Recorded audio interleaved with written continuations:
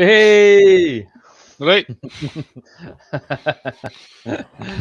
How you doing? You all right? Not bad. Evening, Not evening. bad. I'm just replying to people in the chat, so don't mind me. How you doing? Aye, I'm good, mate. I'm good. So Yep. far, we've got 13 watching straight off the bat. Good. Just to let you know, what Curtis is having some technical difficulties, Something for want like of a better word. Yep. So we're just going to crack on with Lochwood. Thanks for coming on again. Aye, no probs. Enjoyed it last time. It'll be good. I'm sure we'll have some conversations in your VFR Oh, tonight. aye. So Aye, the bane of my life that was for a wee while, I'll say that. Aye, I've It been looked there. Aye, it looked it, definitely. Yep. So we'll have a wee chat. We've no setting up tonight. We're just going to chat bike shit and Right. have some drinks. Yep. I've got the usual. Also, we might be also, as we say, cut this down. So if anybody fancies to jump on the live chat and jump in with the three us, by all means, let us know.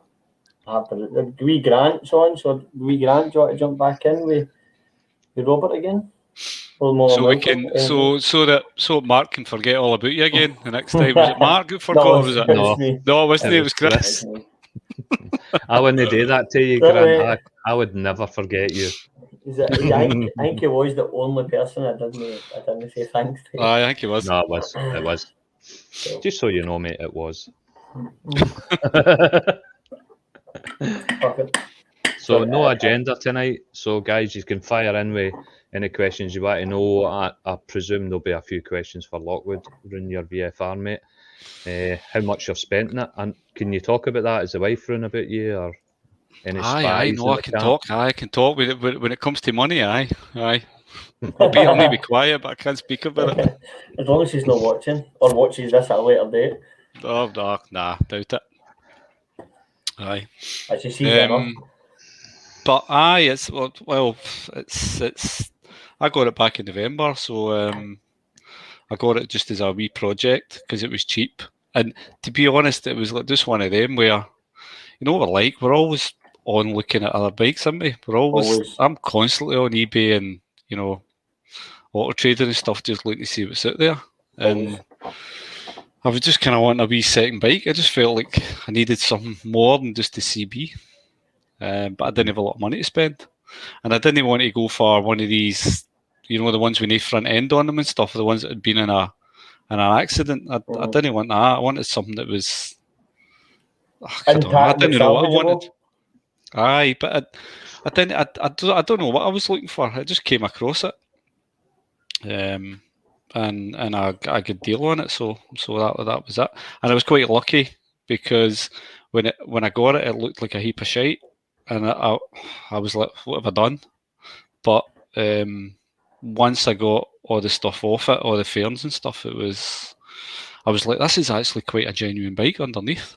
You could tell it hadn't been molested or anything like that. You know, all the wiring all still looked original. Everything just looked kind of all right on it. It was just it just needed a bit of TLC. Right. So aye, that was it. But one thing led to another, and it was I'll get this done, then I'll get that done, and I can't get that done without getting that done, and it just escalated. Cost. So, other than obviously the main thing was obviously the paint job and repairing the plastics, but what other kind of big stuff did it need or didn't it? Or did you just upgrade? Aye, well the forks, there was a leak. One of the forks was leaking, so I knew I had to change the seals in that. I could have went down the route of trying to maybe just clean them out. Yep. But then I didn't know how old the oil was that was in the forks. I didn't know how long that had been leaking at that side. Mm-hmm. So I had to really, I think for peace of mind, the oil had to come out, the forks had to come out, you know, and I thought I'd as well just changing the seals. And they did feel really spongy, and I don't know whether that was because there was maybe a lack of oil in them or whether it was because they were just the way the forks are.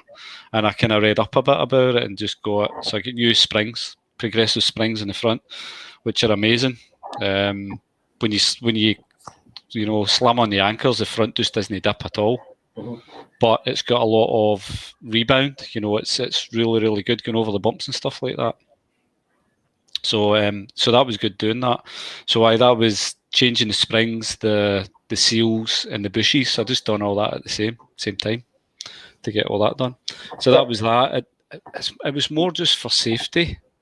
So I thought, well, at least I know if I get the forks done and then I start working on the brakes, if I can get the suspension sorted and the brakes sorted and it's running all right, then as far as I'm concerned, then it's going to be all right when it's on the road. Tyres were a given. I had to change the tyres. So it was basically get the wheels powder coated and then change the tyres. So there's 300 odd quid straight away. And then upgrading the forks, a couple of £100 for that. And then the rear spring was knackered, so the rear shock was knackered, so you could tell I'd be looking at the spring. It just wasn't pushing down at all. It was solid. So that was a new shock for the back. And when that was done, basically it was, to me anyway, mechanically it seemed all right. It was starting all right. I had a wee leak in the petrol tank, but that was easy to fix. And then the rest of it, you could tell where they came. Everything worked. You know what I mean? Everything actually worked on it. It was great, with the exception of the horn, but everything else worked, which was good. So I mean, 350 quid, 250 quid to get it shipped up to me, and about, without getting into the nitty gritty detail of a rubber here, you know, a rubber there, and a couple of wee bits, I probably spent maybe about 1,700 quid on it. All in. Wow. Yeah, but I now know. I mean, I could have got that maybe one and better nick for about $1,200, but I would have still had to have done a spray job on it. I probably would have had a seized caliper. I would have had to sort. You know, at least of basically what I spent on it. I know it's solid now. So you need to give a big shout out to the spray man. Obviously, I've already done it for myself. Aye, definitely a big shout out to Graham's, who's just went back and beyond. The stuff that he's done on that, I mean, even when you looked at the fairings in the state they were in, it was mad. They were all cracked. The paint was all cracked in places, and you could tell where they tried to spray it to cover up bits, and it was like a 5-year-old with a spray can. That was how bad it was. Was there no hole in it, or am I imagining that? No, there was a couple of sections that had holes, and one in particular where he totally fabricated a whole corner where normally there would be a hole for a bolt to go in, and he done all that. And when I put that bit of fairing on, the hole lined up perfectly, but it was working blind. You know, it's not like he had a template to work off in any form. I didn't have another fairing that he could have looked at. There's no way that he would have known. So that was good to have done that. I'll quickly interrupt you, sorry, Robert. Mark, can you send Grant an invite, please? Grant, he is set up, ready to go. What I'll do is I've pasted it in the chat, so he just needs to click on it. And by the way, if anybody else wants to click on it, I'll not let you in. No, he's not on, Grant. He's still in gremlin mode. So Mark, just take him back off the screen.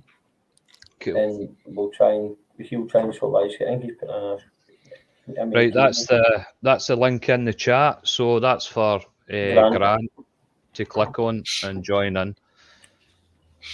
So he's done some job. I've not seen it in person, but I know his work. He's done my Z. He's done my old Honda. Yep.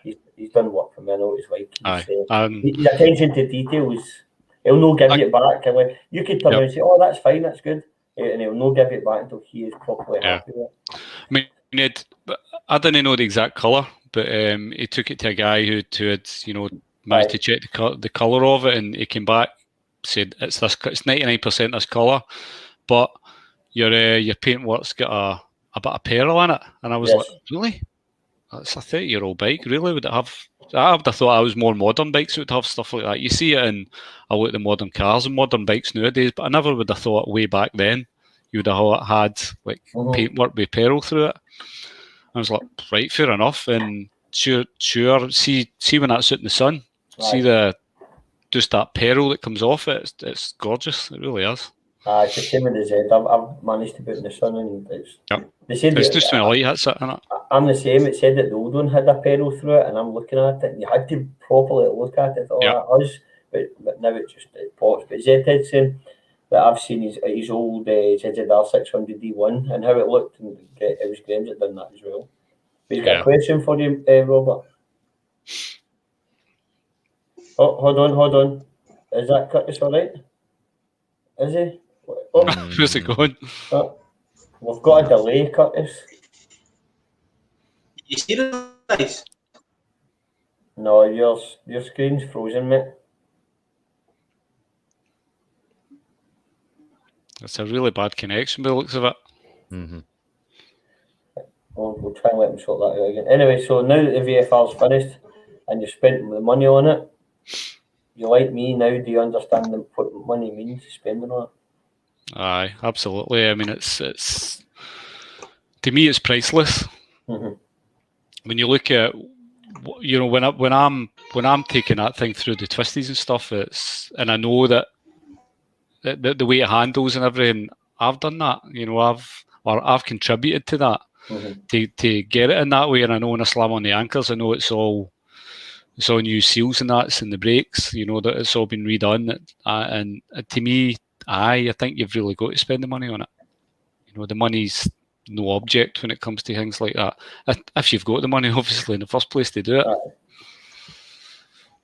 That's what me corners, yeah. Aye, that's what me with the Z. I've got it the way I want it, and it's priceless. You can get whatever somebody's offering you for it, but I wouldn't trade it for the world. It's maybe not as good as somebody else's Z, but it's on the same as you. But when you get, I've still got a couple of things to do. Yeah, I'm going to get the seat redone, and I'm going to get some panniers and that for it. Plan still to take it down south in July, so I want it to be a kind of bit of a fun bike. But then I've got the CB for that. I've got the CB for throwing about the twisties and stuff and having days out. Whereas the VFR is just that. I don't think I'll be doing that many miles on it. I'm never off it now because it's new to me and I'm really enjoying riding it. It's cracking. But aye, it'll be one of the things I'll take on a camping trip with me or something, because that's what it's designed for, isn't it? It's just a bit of nostalgia in the garage. What are you bringing out tomorrow? It'll be the CB. I've put new tyres on it as well. I've got Angel GTs on it that just went on it yesterday. So, aye, I'll be skimping about for a wee bit. That'll be my excuse anyway. Matt, well, was well telling people who don't know, Matt, you can at tomorrow. Other than not because you're working, what's the other reason? Oh, you're actually working? Mate, I've kept going to work. I'm just back. I have, cracked or broken my ribs and I've bruised my lung. Oh, Matt, did you come off your bike like? No. So I'm 4 to 6 weeks before you'll see me out again. Unfortunately, maybe longer. It depends. You just tripped up. Well, no, I got up. I was working on my own bike, and I got up, and either I got up too quick, or my foot slipped, or something slipped, and I ended up falling on another bike frame that was just the frame of the bike. So it hit me in the ribs, at the back. It hit me in the groin. It hit me in the arm, and it hit me in the shoulder. With all the different bits of the frame that stick up. There's no engine or nothing in it, so it's dead slipped. I no bother. So I've done myself quite a sore one, to be honest. So unfortunately, you're not going to see me for. That might be a good thing. You never know. It probably is with that Fanta can. It's sore when you laugh as well, by the way. So. Ted, you can jump on if you want, Ted. Because I think we're also waiting Grant. If Grant or Curtis can is we Grant coming on? Well, remember, he's working on it also. We can have up to 10 people on, so if people do jump on and then Curtis gets on, it doesn't matter. We can just we can keep going. It's fine. Ted, if you want to jump on, you're more than welcome. and that goes for anybody else. There's 26 watching. Aye, just cheers, Dunk. That's it. It's finished, mate. It's finished. It's rideable. It's passed its MOT, and it's good to go. So, aye, and it's brilliant. See, just riding it's amazing. You'll see that for a couple of videos, how good it is. But there, it's there on all its glory. Aye. Is that the dual under seat? Oh, dual on to the sides. Just the one at the side. Just the one in that one. It's the same as the one. You still get that Street Fighter? No, sold it. It's the same. It's the same model. Basically, so it's just a single, but it's a high mount. The normal one kind of hangs off here, but I just get a high mount for it. Just shows off the wheel better. So it does. Aye, it's good. And I only, you know what way I was kind of watching budget because I said I spent about £1,700 on it, and I knew I couldn't spend. When I was looking at stuff, I was trying to budget. So I got Angel STs for it, which are just the kind of cheaper Angel tyres, the kind of sports touring tyre, but they're brilliant. They're amazing on it. They really are. Do you know what I found when I was sitting looking about for stuff for the one I had? You can't buy the front fairing kit. Well, it's a one piece. It's a U shape. You can't find it for love nor money. Right. I've asked. I was on the forums and all that. Can't get it for love nor money. No, it's so difficult to come by. So it is. I think the only reason you'll get one if the one kid goes down the street and you manage to repair it. I think that is the only reason that you're going to find them. They're kind of harder and harder to come by parts. I mean, there's certain parts that are common right through the kind of Honda range, which you'll get, kind of mechanical stuff. But when it comes to the plastics and that, they are really hard to kind of get. So that's a dual single swing arms you've got there. Yes. I do love the single siders, but you're limited to what you can buy, aren't you? Aye. I looked at converting the Z to that. Yep. There's only one that I've seen on the ZTEK page, and it looks just all of it. So it's expensive though. That's the only bad thing. Is it a VFR swing arm that's on it? Because a lot of them are VFR ones that have just been converted, aren't they? Well, I'm not too sure about for the Z, but I know for the Fireblade that's a straight swap on the Fireblade straight onto the. From the VFR straight onto the Fireblade, a single thing. Yeah. Anyway, that'd be nice. How you doing, Granny boy? All right, guys. How's it going? Oh, there we go. Perfect, mate. Perfect. I'm on it. I've got any news or nothing. That's all right, mate. Bike's looking good, Robert. Aye, cheers, mate. Cheers, mate. You got a wee seat on it? Oh, aye. Aye, that was good. Nerve-wracking, but good. had to get a hunk you up there to get you on it, but once you were on it, you were fine. Say that. Is he talking? No, Grant, don't worry about it, mate. You couldn't have done any worse than me. What's happened to me? So, aye, that sounds Australian, mate. Aye, it is, mate. It's the fact I can't get on the bike that's the killer. It's nothing else. It's getting on the bike. I seen his bike in the Largs on Wednesday night, and I'm like, who's that? And it was his mate. His mate's got his bike in the Largs, and he's in the house with his ribs. He's like, can I take your bike out? And I'm like, aye. And then I went round the corner and I was punching myself in the face because he's away at my bike and I'm stuck. So, aye, mate. So, I'm hoping it'll only be a couple of weeks. I'm hoping it'll not be as long as that. I might be sooner, mate. I'm hoping. Is the bike frame okay? Who's this? Robert Scott's asking if the bike frame's all right. Mate, I'm one clean shirt away from death if I don't eat. So I think the bike frame was fine. I think it's me that's rattled. Mad. So anybody out today or not? Did anybody go out today? Well, obviously not me. So I know you're kidding me. No, mate, I didn't either. Tomorrow for me. Aye, tomorrow for us as well. Where you going? I've got no idea, mate.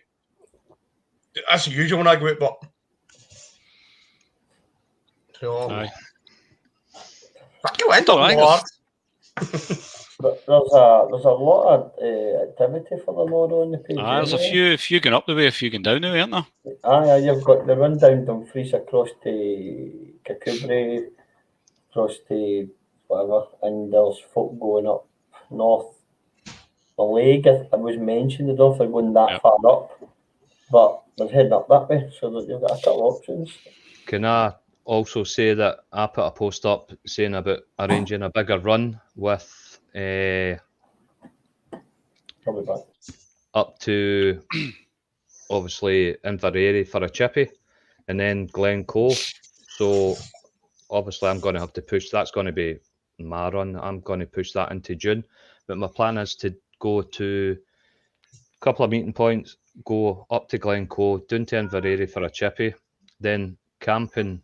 If folk have asked to do an overnight camp, so the people that are on the camping would obviously shoot back down the road. Then the people that are camping we would then go to Glencoe and wild camp. I've got a place I spoke to a place up in Glencoe where we can wild camp and we can use their facilities. And then the following day, I was thinking Fort William, down Oban, then back round to Inverary, then back home. So I'm already planning that trip. Just so you know, I've not forgot about doing it. It's just it's going to get pushed on because of what's happened to me. So it'll go into June probably for my one that I'm trying to arrange. I like that one, mate, but aye. Definitely an overnight one.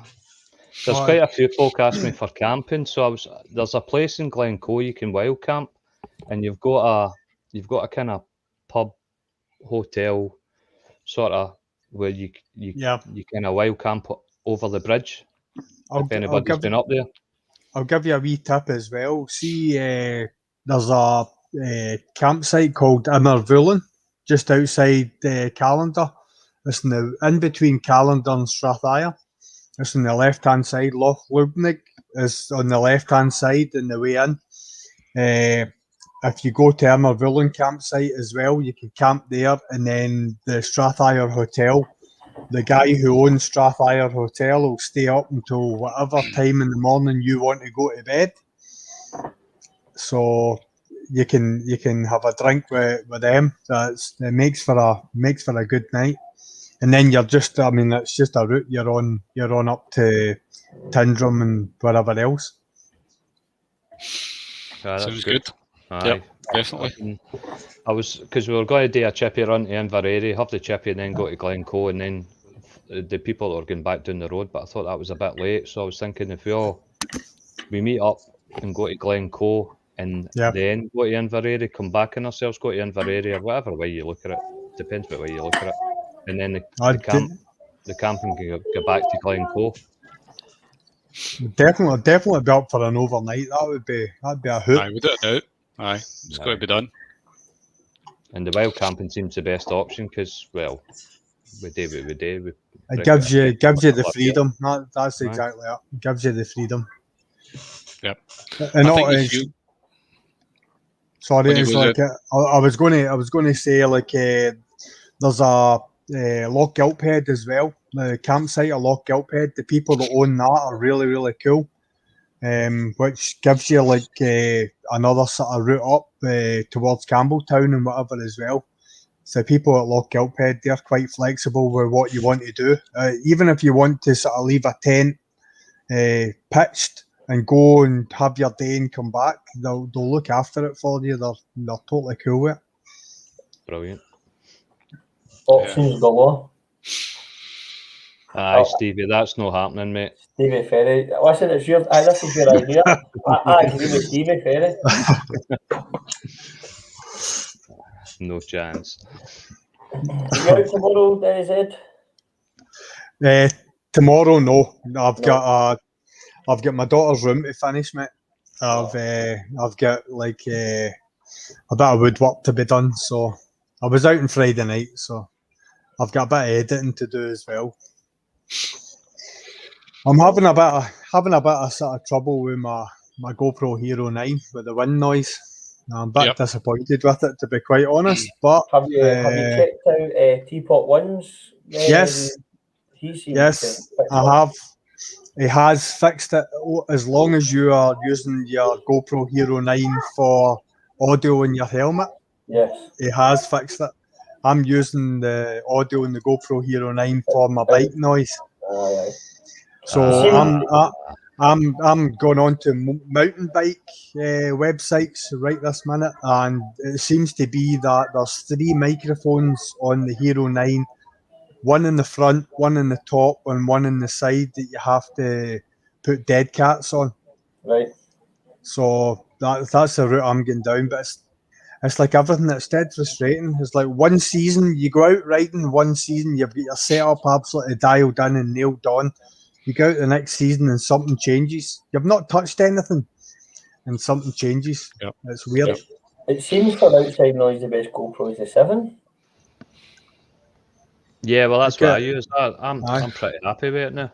That's what I use. But what I did notice is I had the 7 on the back of the CB, and I had it tucked in just under my right leg, and I was getting no wind noise because I think it was getting diverted off my leg. Aye. But when I tried it on the VFR just to try and get the V4 sound, it sits differently, and all I got was wind noise. I wasn't getting anything, and that was on the same camera. I think a lot is doing to where you position it. Lochwood, It's- that there was Yep. a tip for Lochwood that I went and bought. Now, by the way, that was £47. Yep. For the mic, so no clicking, no nothing, Uh, and put the cat on it, and it's fine. Have you no, the road, yeah. have you seen Andy Mancam's latest one on his the new camera setup that he's put in his new helmet? And he's got these little mics that cost £7 or something like that, and he swears by them. Says they're amazing. And you've heard his audio is really good when you watch his videos. So yeah, that one that you've got, Mark's the one obviously I recommended to you, but they're not cheap. No, I know, and it has solved everything, but Yeah. at the end of the day, there seems to be people out there running, as you said, £7, £9 mics with no clicking, no nothing, and they seem perfect, and I don't get it. Yep. I don't get it. Right. But there's Curtis having a wee jump in there that he's still having problems. The first He's going to watch this. the first ride I had out, like I've actually got my helmet here, and in the inside, just in there, I've actually got, it's like you probably can't see it with the light, but it's actually got a soundproof material. It's a sound deadening material in the inside. Try to get it near the light so as you can see it. But anyway, it's got a sound deadening material in the inside, and I didn't have that in my first ride out.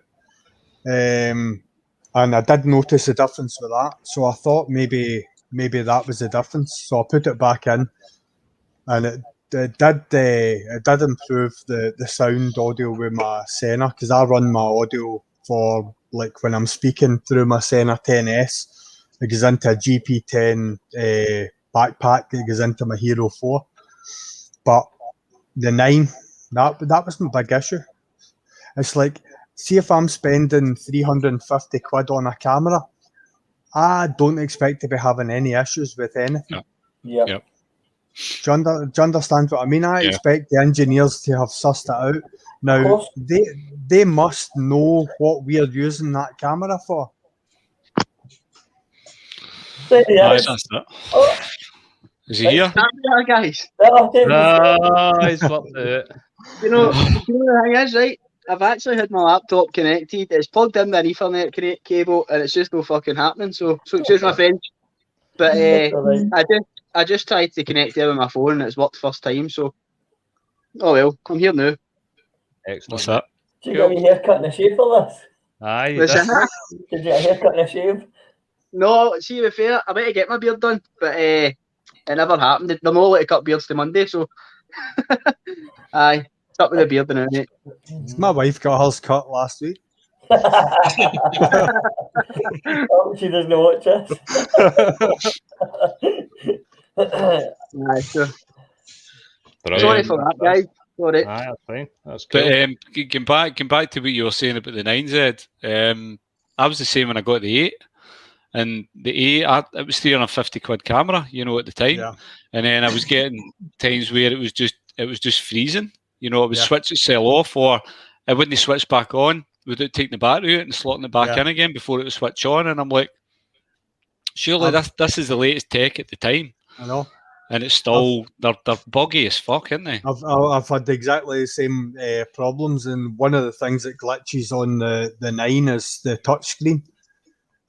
You feel as if you've got Shrek's fingers when you touch it. It's like unbelievable. It's like you're touching one part of the screen and the other part actually activates. You're like, what's going on here?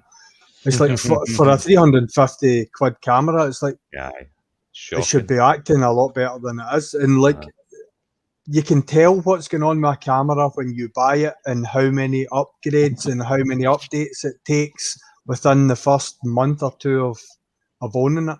And the Hero 9 has had several patches because the programmers are constantly trying to do workarounds to the problems that they're finding. I think what's the biggest annoyance for me is we've got GoPro 9, they've got 8 protocols before it. So any issue that they've had beforehand, you'd expect the 9, as you say, to be perfect. And it's not, Chris, honestly, it's not. The only thing that I can honestly say, and I've not even posted footage of it yet, is see the image stabilization and the gimbal, the built-in gimbal. It's phenomenal.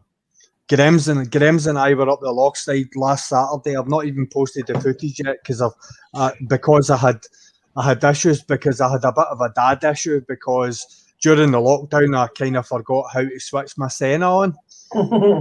So when I went out, I couldn't switch my audio on, so I had to go out during the week and actually record an intro and an outro for a video that I've yet to post. But once you see the footage, you'll understand how good the camera is when it comes to what it can deliver at image stabilize. It's spectacular, mate. We've got a couple some people have jumped in with a couple of stuff. So Gordon's came in about drift cameras and mics, which he's absolutely correct about. But recently, customer service and again, a good setup became very glitchy for some reason. Because David had a lot of problems. What did he have? The ghost? Everybody has, mate, and it's the customer service side as well that's really got to people. But he's right. It's a perfect setup. Sorry, mate. Carl's had issues with her. Drift, sorry. They've just let themselves down. They've let themselves down. Whatever they've done to cheapen down production or whatever, I don't know. But it's killed what was a good camera setup, and their mics were always fantastic because the mic came with the camera, so you had no issues. You had absolutely no issues, but it's not like that. I like that wee Sena. I've got the one. That Visors got it as well. The Prism. Aye, that's really good. All I'm having to do is work out how far away I need to put my mic, and I need to get some acoustic cloth for over it as well. Because I sound Darth Vader on it.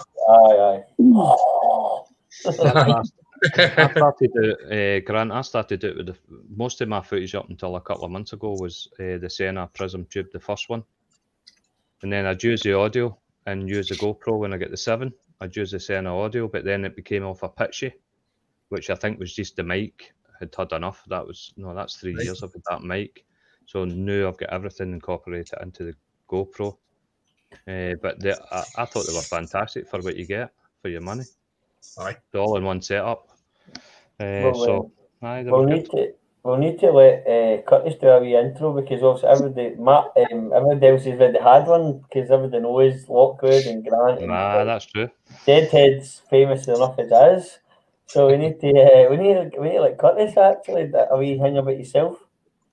You fire away, Curtis, and then we'll go through the questions that are all popping up. But the next 15 minutes is you, mate. So you got your script ready, mate? You got your script there? Well, obviously, my name's Curtis. I'm 25.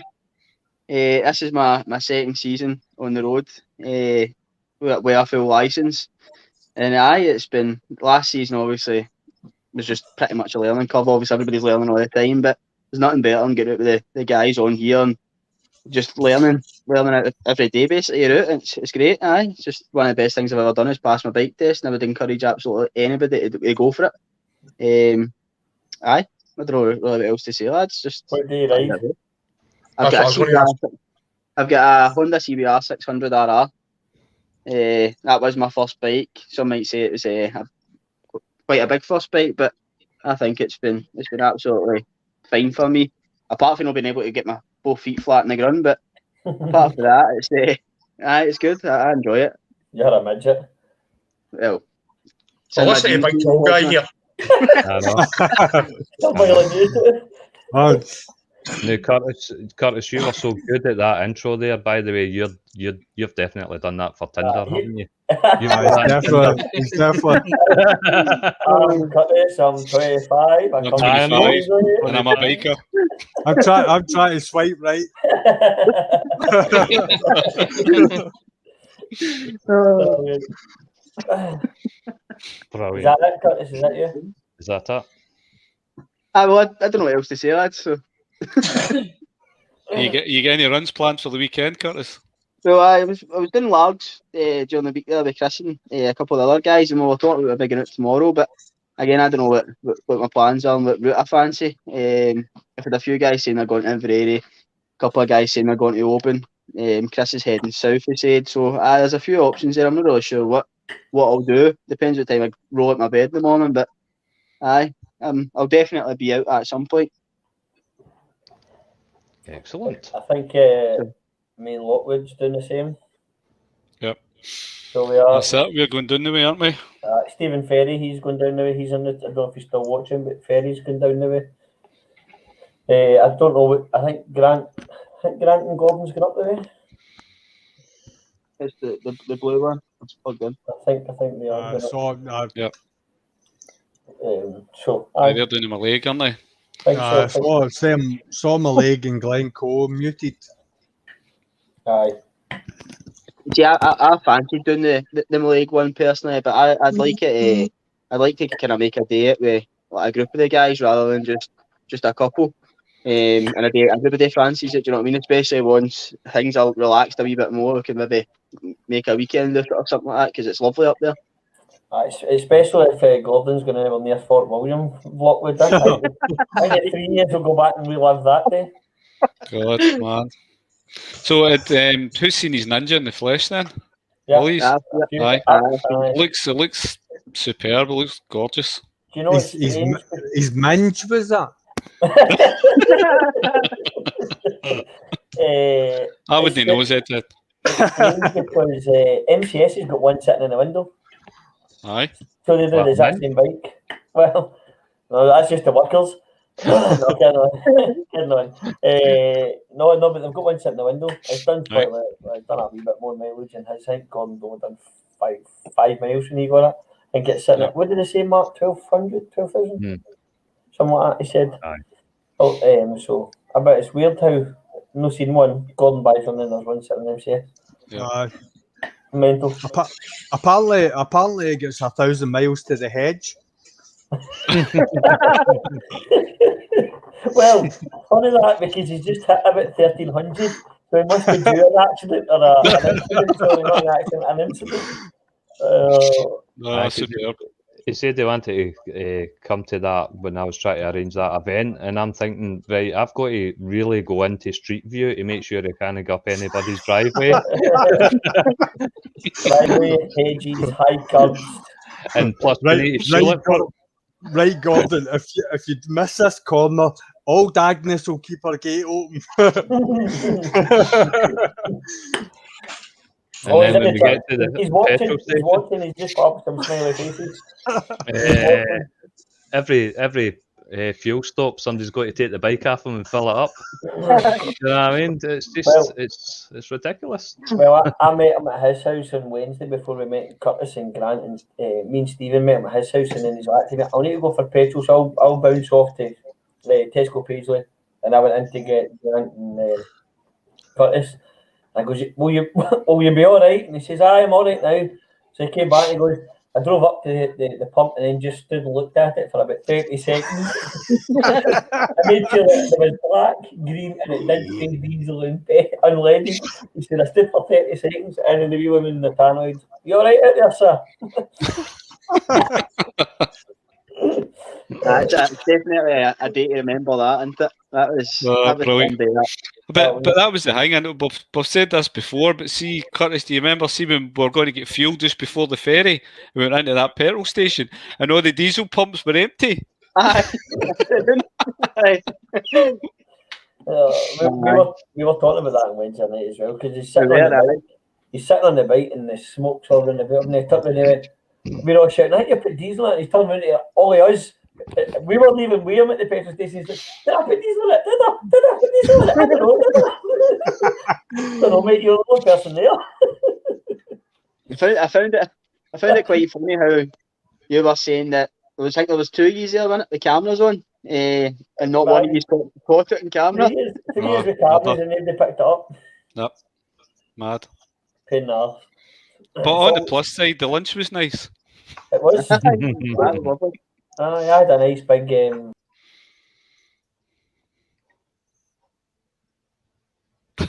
Oh, a nice big see you later, guys. Find out more next week. Somebody's put with plug. Meanwhile, oh my God, where is he? Did we just make up one in the end, didn't you? Oh, brilliant. Right, now we've got to sit and wait for him to come back. So, Zed, how's the ZZR with the new discs and that on it? it's absolutely brilliant, mate. Listen, it's like every time I go out on it, it's coming closer and closer to me. Brilliant.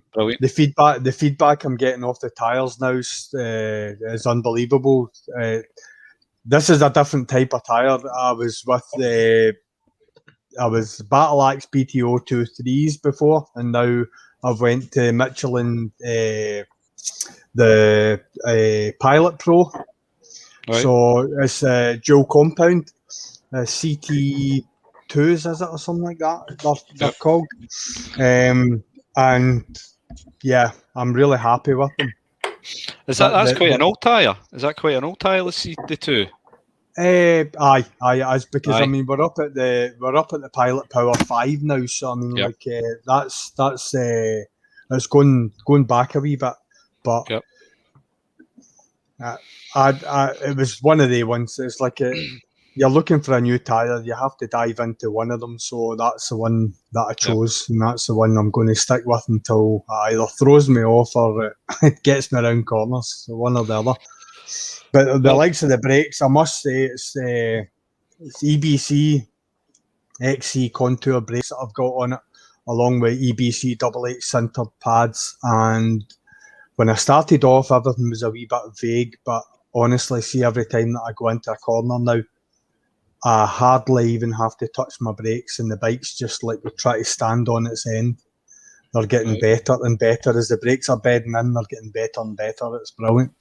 Good, brilliant, excellent. That's just what you want when you spend a bit of money on it. Definitely. What about you, Grant? Have you done any more updates? Because you're always flinging me bits and bobs onto the bike.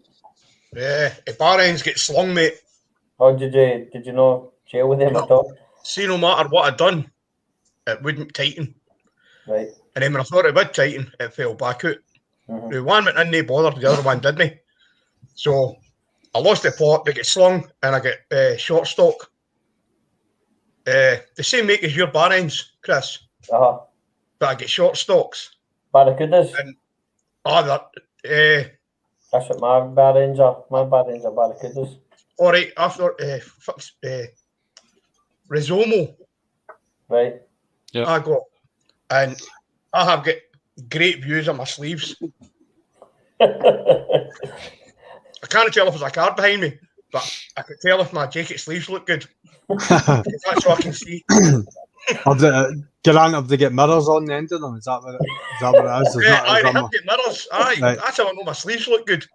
But are they heavier or lighter than your standard bar ends? I would say they're lighter. I would say they're lighter. They're good. I'm just going to have to really mess about. Do you know what I mean? And aye. Every time I think I've got them good, normally you're out riding for 5 minutes, you look in the mirror and you're like, fuck odds, I can seize my arm. Yeah.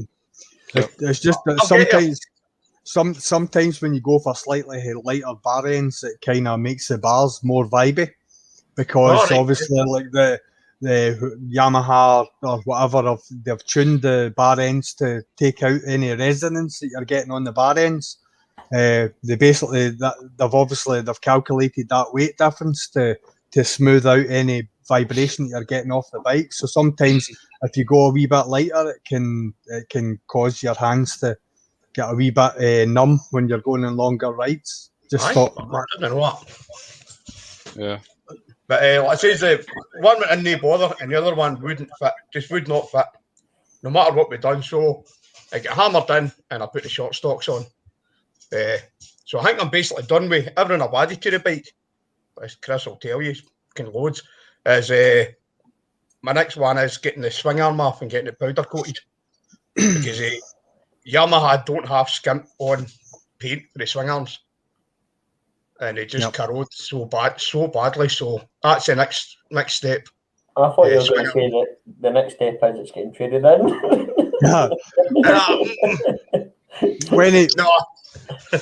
When are you planning on doing the swing arm, mate, at the end of the year? Aye. So we're going to have it off the road. So aye. Can I suggest that if you are doing the swing arm, do the needle bearings at the same time, mate? Aye. Do the rear swing arm needle bearings at the same time. It'll pay for it, because like what you'll think is like, see if you don't, it's like your needle bearings, you think they're all right, and then it feels as if your suspension starts to tighten up, but it's not. It's your needle bearings starting to bind. I found that with my ZZRC when I stripped it all down. My needle bearings actually would only turn about 4 or 5 degrees or something like that, because they had a pit in them. Because whoever it was that was riding it before, when they're going over bumps, the needle bearings are only rolling on a certain part of the outer shell. Right. So that wears into them. So if you're going to the expense of getting the powder coating done, you're better just, for the price of 20 quid for a set of needle bearings, fire them in as well. I'll just get everything. Aye. Cheers, man. What about you, Curtis? Are you going to update, or are you trading? Well, every time I think about it, always I keep saying anytime I speak to any guys, I want to stick an exhaust on it for a wee bit of noise, because my bike is completely standard, like from factory. The only thing is, when it went for its MOT when I bought it, the ball fell off the end of the brake lever, so I don't know if it had been fractured or it had been cracked at a previous time. But obviously it wouldn't pass an MOT technically with that off. So the boy stuck in a kind of aftermarket front brake lever on it just to get it through. But apart from that, the bike is totally standard. But I think as much as I would love to do things to it, I think I'll just keep it as a standard bike for first couple of seasons, see it out. If I want to keep a hold of it, I'll keep a hold of it, maybe do something to it then. The last thing I want to do is go and start messing about with it and getting things done, and then want to change it again at the end of the season. Even if it's for a more modern CBR 600 RR, then I don't know. At the moment, I'm just going to keep it standard and just get used to riding and getting building my experience before I start going messing about with it. It's a good answer, mate. It's a good answer. Yeah, set up bike, you'll feel so much more confident. See the difference? When I went from like sport bikes to a set up bike, how much more do you throw a bike into a corner? Night and day. Night and day. I can certainly the other day, a couple of my pals have got the S1000Rs and that, and I absolutely love them. Like, I just love the bike in general. But at the end of the day, I know myself, I'm far too inexperienced to be going and jumping on a litre bike with the experience that I've got. So like I said, I'd rather just spend a couple of seasons, 2 or 3, maybe even 4, build my experience before I go and jump on bikes that are stupid horsepower or more than what you actually need, essentially. But your wee 600 can shift though. I mean, I said before, I was sitting behind it, and I was opening the throttle, and you were like, you were right there. I wasn't catching you. You know what I mean? It's quick. Curtis, you've got all the speed in the corners that a 1000cc bike will ever have. I'll tell you that right now. On your 600, without a doubt. And that's me and Chris always have a laugh about it. Obviously, I mean, I've only been riding a year, but it's seeing a straight line. Obviously, MD can go fast in a straight line, I go quick in a straight line, but it's the corners that count. And as you guys have probably seen in a couple of runs that we've been out together, that as soon as I see a straight road, I'm fucking head down arse up. Do you know what I mean? I'm away. But apart from that, it's not always about that, innit? It's the corners that you're going to. It's the corners you need the experience in. They can go fast and slow down, but like I say, that's why I want to just spend time and build my knowledge on the road as a biker rather than because I've driven cars for 6 years, but it's not the same as riding a bike. Do you know what I mean? So, I'll give you the biggest tip. Stop getting it with Gordon here.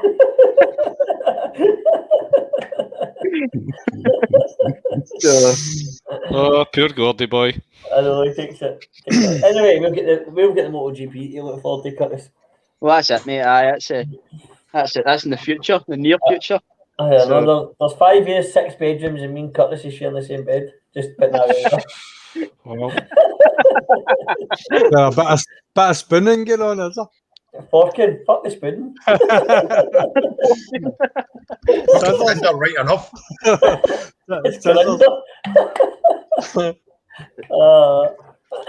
What about any? Are you any plans? Like I know obviously what to do like a overnight or a weekend thing, but do you have any like MotoGP or that booked up or any road racing? Scarborough or anything? At the moment, I don't. I'm basically waiting to see what happens with everything.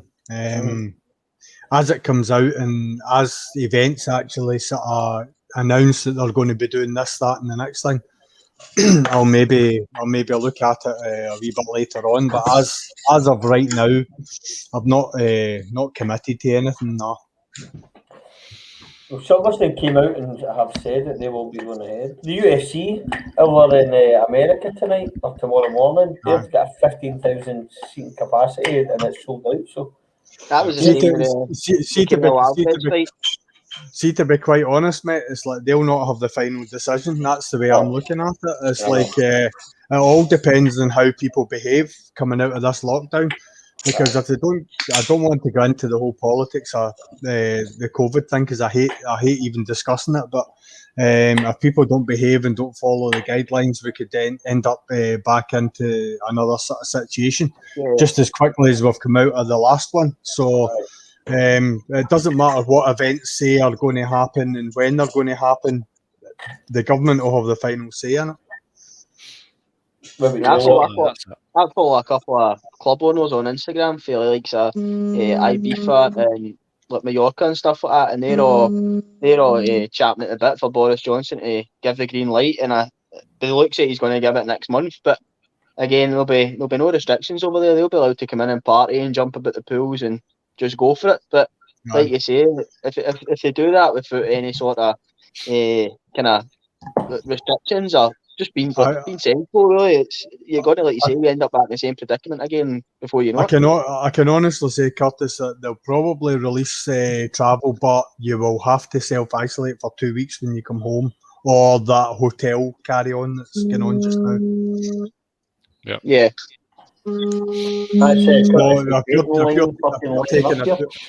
If you're taking a 2 week holiday, you're having to take 3 weeks off work. That's the be all and end all.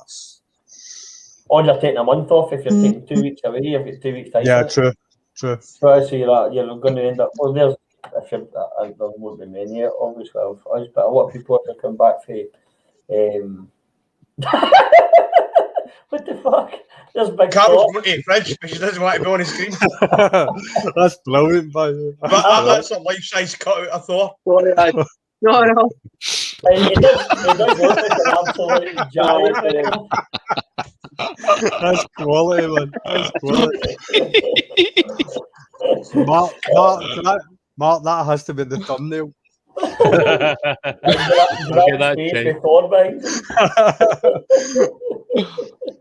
Brilliant. Oh, fuck's sake. Yeah, you haven't seen it earlier. She actually got on the flare and crawled to the fridge. The burning question, Grant, is does that sit at the bottom of your bed? Yeah, it's at the side of the bed. And Wow. I heard that it replaces them in bed. No, I've got to wear a red bath towel. What? And my wee hammer. I'm like wee angry Thor. Is that what they call it? Your wee hammer? Your wee angry Thor? Jesus. Grant, you shouldn't be giving away Carol's secrets here. That's it. Hey, she started it. You're making away business. We didn't know that she was on all fours crawling behind you though. Oh, Well, let's read about that better. Oh, fuck. Where do you go for here? No, what do we do now? Oh, fuck. I don't even know what we're talking about. But, if anything else planned. Lochwood, have you got planned? I've got the Well Bad Weekender end of July, so Down I'm south? going down on the Thursday. I'm staying over on a travel lodge on a Thursday night. I think it's Derby or that kind of area. They were meeting up on the Friday morning. There's 300 bikes going to this event, so it's going to be camping for the weekend in Wales. So we'll Sold out, isn't it, Robert? It's now just sold out. I think there was a few holding back to see what was happening. But there was only 20 tickets left a couple of weeks ago, but it's now been sold out. So it's 300 bikes to that, which is good. So it's it'll basically be a big tent or a couple of tents with live music and all that. On the Friday night, and then we're going to do a ride on the Saturday if we're fit, and then camp again on the Saturday night, and then up the road on the Sunday. What bike are you taking? I'm going to take the VFR, I think. Aye, so I'm going to get some panniers for it. I think it'll be a better ride, especially if I don't really want to hit twisties all the way down. I'll maybe do a bit of twisties and a bit of motorway, but I think it will be a nicer ride doing it on the VFR than it will be on the CB. Definitely. Aye. I just need to prove it. I need to go out on a couple of long runs with it before I go down, just to make sure that it's all right and it's going to be all right. Well, tomorrow's going to be a nice long run. Yeah. Aye, but I need to scrub these new tyres in, so I've gone out in the CB tomorrow to scrub these new tyres in. Did you get the battery sorted? I just got a new battery for Hamilton and Kelly. Did you? It seems all right. Did you test the stator and all that as well? Did you meter that out? No, I didn't. I've not got around to doing that, Zed. I was going to. I couldn't find my meter, to be fair. And then I came across it the other day there. Because what he said was 3,000 revs or something, and checked that I was getting 14 volts or something like that on the battery. Even that, it's like if you meter the stator as well across the three wires to make sure that you're getting the same amps across the three of them, it means that the stator's fine. Yeah. You're not leaking any voltage out of them. Yeah. Is it not like 12 volts or something? Offhand, I can't remember, man. I'm an old man. I can't remember these things. Yeah, but that's it. Because that's the big thing that goes in them. Like you said in the video, I had a regulator rectifier going, mate, and it was like that. It was no indication that it was going to go. I stopped at a set of traffic lights and the bike just died on me. And the RAC pulled up and he's like, "Do you want me to take your panels off?" And I said, "Mate, I don't want you to touch my bike. Just leave it alone. Get me towed home." So it's like it was a guy from I can't remember the haulage company that picked me up, but he'd actually just finished racing at the TT. So we sat and talked about a ZX10R that he had in his garage now that he had race prepped for the TT but never registered, that he was about to take onto the roads in Scotland for the next year. This guy was as cool as anything. He showed me how to tie the bike down properly. He said, if anyone ties your bike down differently from this, don't let them do it because it will damage your bike. And he showed me, it just went through everything with me. It was cool. But he said to me when he dropped the bike off, "It's your regulator rectifier." That's what it is. Yeah. It's one of the things, isn't it? Aye, yeah. It's all part of a learning curve. Right. Jed, you'll need to tell us then, how do you tie down a bike? Because I always thought it was handlebars either side and rear foot pegs. It is, but what he does say is make sure that none of the straps are touching any of your fairings. What he also said is, like, and what I've got is I've got like a strap that I put around my front brake, which basically engages the front brake, and you tie the front brake off. It's got a Velcro strap, so basically it engages your front brake. But predominantly, what you want to do is make sure that your suspension stroke is totally compressed, which means that when the van or whatever that's driving goes over a bump, that your bike doesn't jump and then slides off to the side. So you want to make sure that the bike's squatted down. But it has to be done in a specific way without the straps touching your fairings. Because if the straps are touching your fairings, they're taking paint off. And there's a few sort of transport companies that I've seen posting photographs on Facebook that I wouldn't touch them. Because I've seen straps rubbing all over fairings, all over Harleys, all over all sorts, and I just wouldn't go near them because of it. I had this discussion with the guy in the boat when we went to Ireland, and they put the strap over my seat. And I was like, that's not how you tie down a bike, mate. Can I just put that? I'll tighten it. I said, no, but it's either side of the handlebar, strap it down, rear foot pegs, strap it down. And he just looked at me and said, mate, I do this every day. I said, fuck, how many times you do it? It's the very reason I don't take a bike to the Isle of Man, mate. Right. I'd hire a bike in the Isle of Man, wreck somebody else's bike, but I wouldn't let them touch my bike because they're not interested in safety with your bike. They're only trying to tie in as many bikes as they can for the money. Do you know what I mean? Because I've heard the stories of people climbing over other people's bikes to get to theirs and stuff like that. You know what I mean? I just wouldn't do it. Especially with your own, mate. You know how much money you've spent in your own. Do you know what I mean? Yeah. Don't ask you, Mark, have you changed your starter? Yeah? My starter? Aye. That's what it says. Don Van Dunk. Dunk Van Dunk. Mark, have you done your starter yet? No. Nothing wrong there. So don't ask him again. Unless there's another meaning to that. I don't know. Don't know. Bex has got, that's a good question. Right, for Lochwood. I don't know, I've never dropped my bike. Somebody know. What do you know? I don't know. What I was always taught is to go down, put your bum, so if it falls over on the stand, you walk round, put your bum against the seat, pull the handlebar into reverse tighty, hand on the foot peg, lift it, push your bum against it as you're lifting it up, and then it'll go, and the minute you go up straight, turn the sail, grab the brake. That's what I was taught. Chris, I can see a basic biker's instructional video coming on here. Right, I'll be doing to Robert's just a minute. Robert, we'll put that bike on its side. Wait till I go and get some cushions. No, that's exactly the way I would do it as well. And I'll tell you, there was a guy down at Largs on Friday night, dropped a Yamaha Tracer trying to go up the pavement. He put his front wheel up in the front curb and he didn't have enough revs, and he dropped the clutch, killing the power. And the bike, obviously he's got the front wheel up, went to put his feet down, and the road's like a pavement width height lower than he thought it was, and the bike went over. So, and a guy actually tried to lift it and hurt his elbow. Tried to lift it because he wrenched the bike up. He wasn't lifting it properly. I would suggest if you're with somebody to ask them to give you a hand.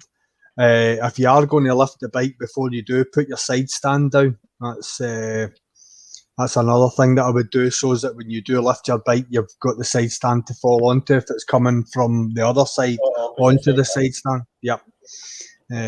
But be careful. That's what I would suggest when you're lifting it. I know what. That's nerve-wracking, isn't it? Leaving Largs. If you're going to bump over a pavement, you're like, right, stop with both wheels on a pavement, because I'm not falling off in front of everybody. Grant, see the fact that you can just drive by the barrier. I don't see the benefit. It might look good going over the pavement, but you end up splitting lower fairings and stuff like that. Gordon, I've done it once, and it was because there were too many cars. I can hold my Man, hands up I and couldn't be say, asked waiting, so I bumped over the pavement, but it was done very slowly. I can hold my hands up and say I will never go off the curb again because I was there one night. It was with Grant actually, and because of my short arse, I went off the curb that slow that as I came off, my front wheel came off. My bike almost came to a stop. Right, I was going that slow, and I couldn't reach the ground. That to the point where my bike started toppling, and if I didn't roll off, my back wheel didn't roll off. At this point, I was already halfway over, and so I was in gear and I had the clutch in, but because I was leaning to my left, I obviously cracked the accelerator, didn't I? So just as well I kept a grip on my clutch, or else the bike would have been doing somersaults across the road. So because of that, I will never ever go across the curb again. Not a chance. That's what happened to that boy on Friday night. I felt heart and soul sorry for him because it happened in front of a full car park, and everyone's kind of trying to be polite about it as well as saying, you know, I was it's like quite fortunate that there wasn't that many people there, but it's a thing for yourself, and it's just learn from experience. Don't do it again because next time it may not have the same outcome. Do you know what I mean? So. As well, like when you're peeling out of the car park in Largs and you're going right, there's a drain right on the right hand side that you need to watch out for as well. You need to make sure you don't hit it because there was a guy who, when I was there, that hit that drain in the back end, just washed out and he smashed a casing, done a lot of damage to his bike. I think we were all there that night. Just peeling out. It's a night that me and there was 30 odd days in the car park, and there was only me and one other guy when he picked his bike up. Everyone else just That's because you ran like a girl. I know you before you though. I was in the car park trying to get my GoPro to switch on. Switch on! Switch on! I think the only reason I go over the curb is due to bikes being behind me and I can't be waiting for people to move their bike, so I'll bump up and over. But Gordon's come in and says, I've lifted my bike loads of times. And I can imagine he has. I know what new Von Dunk was on about. He's called it a stator. I call it a rotor. Way an FZ1, the rotor, that there's magnets inside it. Obviously, you'll know this stator, whatever, it spins, but magnets, there's a fault with them, and the magnets can come off and go in your engine. Is it right? Is it like a gluing issue or something like that? Is it a manufacturing issue, Mark? It's a product recall. They never recalled it, mate. They fixed the issue later down the line, but it came for the R1. Obviously, it's the R1 engine, but I've not changed it, so I'm taking my life into my own hands when it comes to it. Because has it been done though? Is it still the factory one that's on it, or it's somebody still else? The factory one. No. Yep. It sounds could be bother. It sounds pretty much like the ZZR 1400, like the middle fairing, the well nut for the middle fairing sits right at where the throttle bodies are. So if you unscrew the middle panel and the well nut falls into the airbox, it can actually get sucked into the throttle bodies. Aye, and then you're pretty much designers are brilliant, aren't they?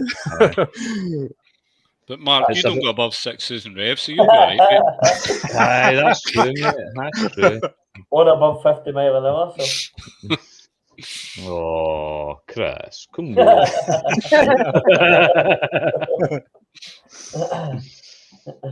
That's my new thing. I'm not going above 60 mile an hour with my cameras running from now on.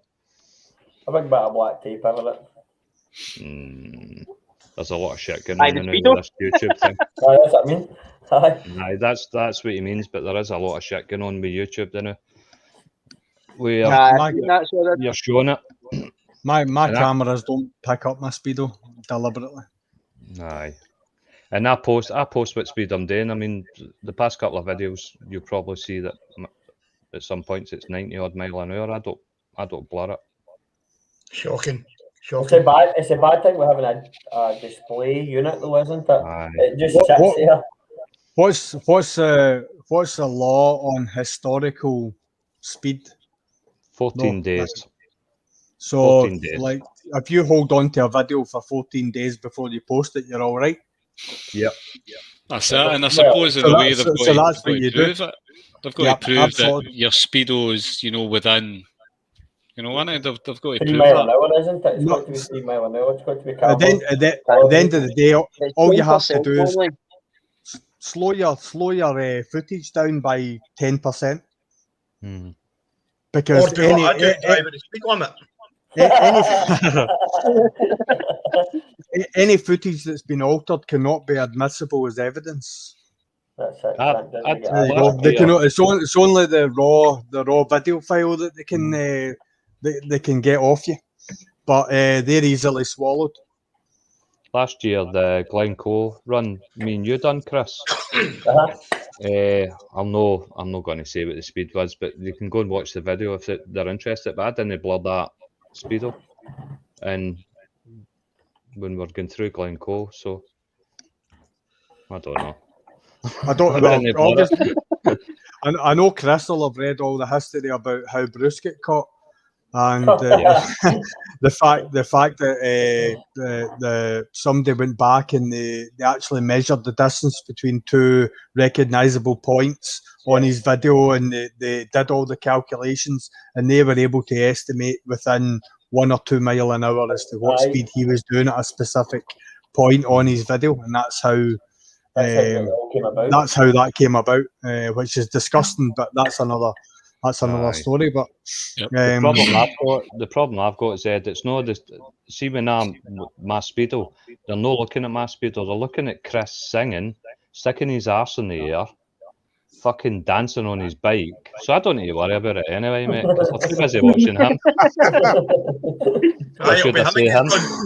I'm just giving him content for the channel. Content for what? Pornhub? I'm just getting concerned what's going to happen at the MotoGP. Be concerned. Listen, there's 5 years, there's 6 bedrooms, but yet only 5 getting used. We've established what's happening at the GP. By the way, Curtis, see when you come back, Frey, in MotoGP, there are tons of really good therapists, mate. There's loads, mate. You'll be alright. Once we've finished the live, mate, just send us a couple of numbers in it.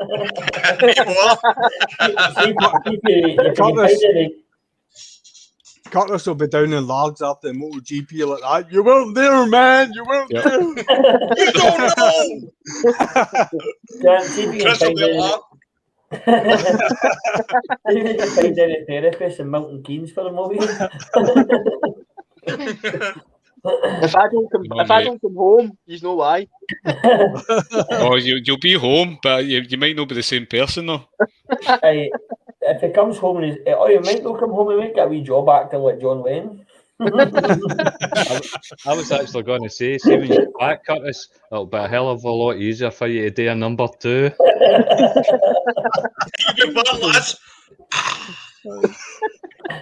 Yeah, after his intro of him describing himself, man, that's him. He's sold everyone. He's everybody. Right.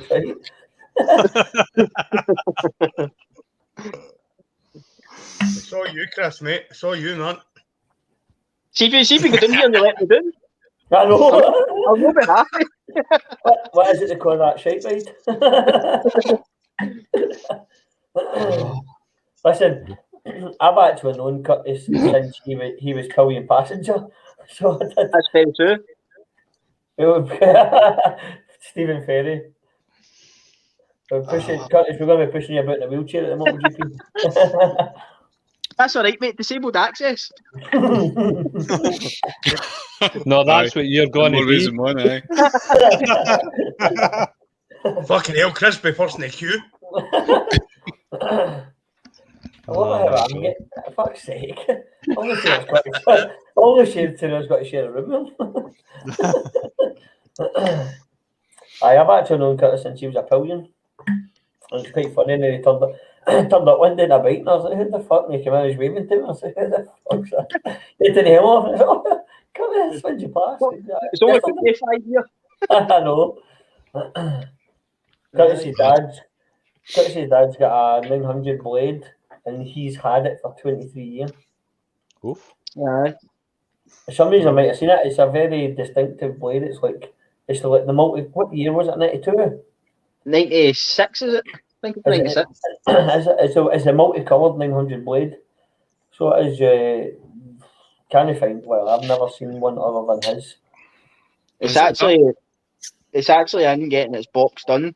So it is. He had a problem with his second gear synchro. So basically, anytime he tried to crack the throttle in second gear, it would just jump out into like almost like a false neutral, and just rev its head off. But any other gear's fine. So he's kind of not been on his bike for the last wee while because of it. But it's actually in getting sorted. So hopefully in the coming weeks he'll be back out and he'll be back out and runs in that way. So. And just for the record, I like his dad more than he likes him. Dougie, if you're watching, he told me Wednesday at Largs. If he's watching, he's lying. Sorry, Zed, let me go. I was going to say, like, when you're saying it's multicoloured, is it like the Fiat Harlequin? Aye, it's almost. What is it? It's like. Is it the Urban Tiger? It's red, yellow, purple, black. It's kind of. It's the Urban Tiger, isn't it? No. It's totally different from the Urban Tiger. Aye. The Urban Tiger's just kind of like orange and black, and it's almost like the kind of flame kind of look for it. Nah, his is more like. I think Mark has to Google it. I think Mark has to go into the Google and get it. I'm sure it's a. It's the 1996. It's like red with the big yellow stripe, and then it's. I'm sure it's an RR. Is it an RRT they call it? Is it RR? I don't know if it's called that. It's you once you see it, you'll be like, oh, aye, that's it. It's but they're very hard to come by. So in fact, I've never seen one. That's the first one I've ever seen in the flesh. It's 90. I think it's a 90. It's multicolour, so it's like the red tank with the yellow stripe, and there's a bit of purple on it. Right, 2 seconds. Very distinctive. Just type in 900 Fireblood 1996. I'm just seeing if it'll share the screen the right way. It's on the. Where is it? Right, is that it? Yes. Here. That's beautiful. Oh yeah. Aye. Has it get yellow wheels? Aye. There's actually, if you scroll down that, there is one there with a set of yellow wheels on it. Where are they? Oh. Here it's here. That one? That's kind of fluoro, but has a more kind of deeper yellow, but that's pretty much it. That's nice. Yeah, it is. Yep. And he's had it 23 years, so. It's 23 years he's had it, so it is. I'll tell you one thing, they don't make bikes like that anymore. No. That's along the same lines as like the ZX9R and stuff like that. See, like with the stabilizers on the top end of the fairing. Aye. It's brilliant, so it is. Yeah, it's a gorgeous looking thing, isn't it? Yep. Nice. He's looked after it, hasn't he? It's spot on. All he's done is clean it because he's not been able to get out in it, to be honest. So he's getting they're the ones with the 16-inch front wheel, didn't they? Yeah, they do. Yeah. Aye. Is that what that one is?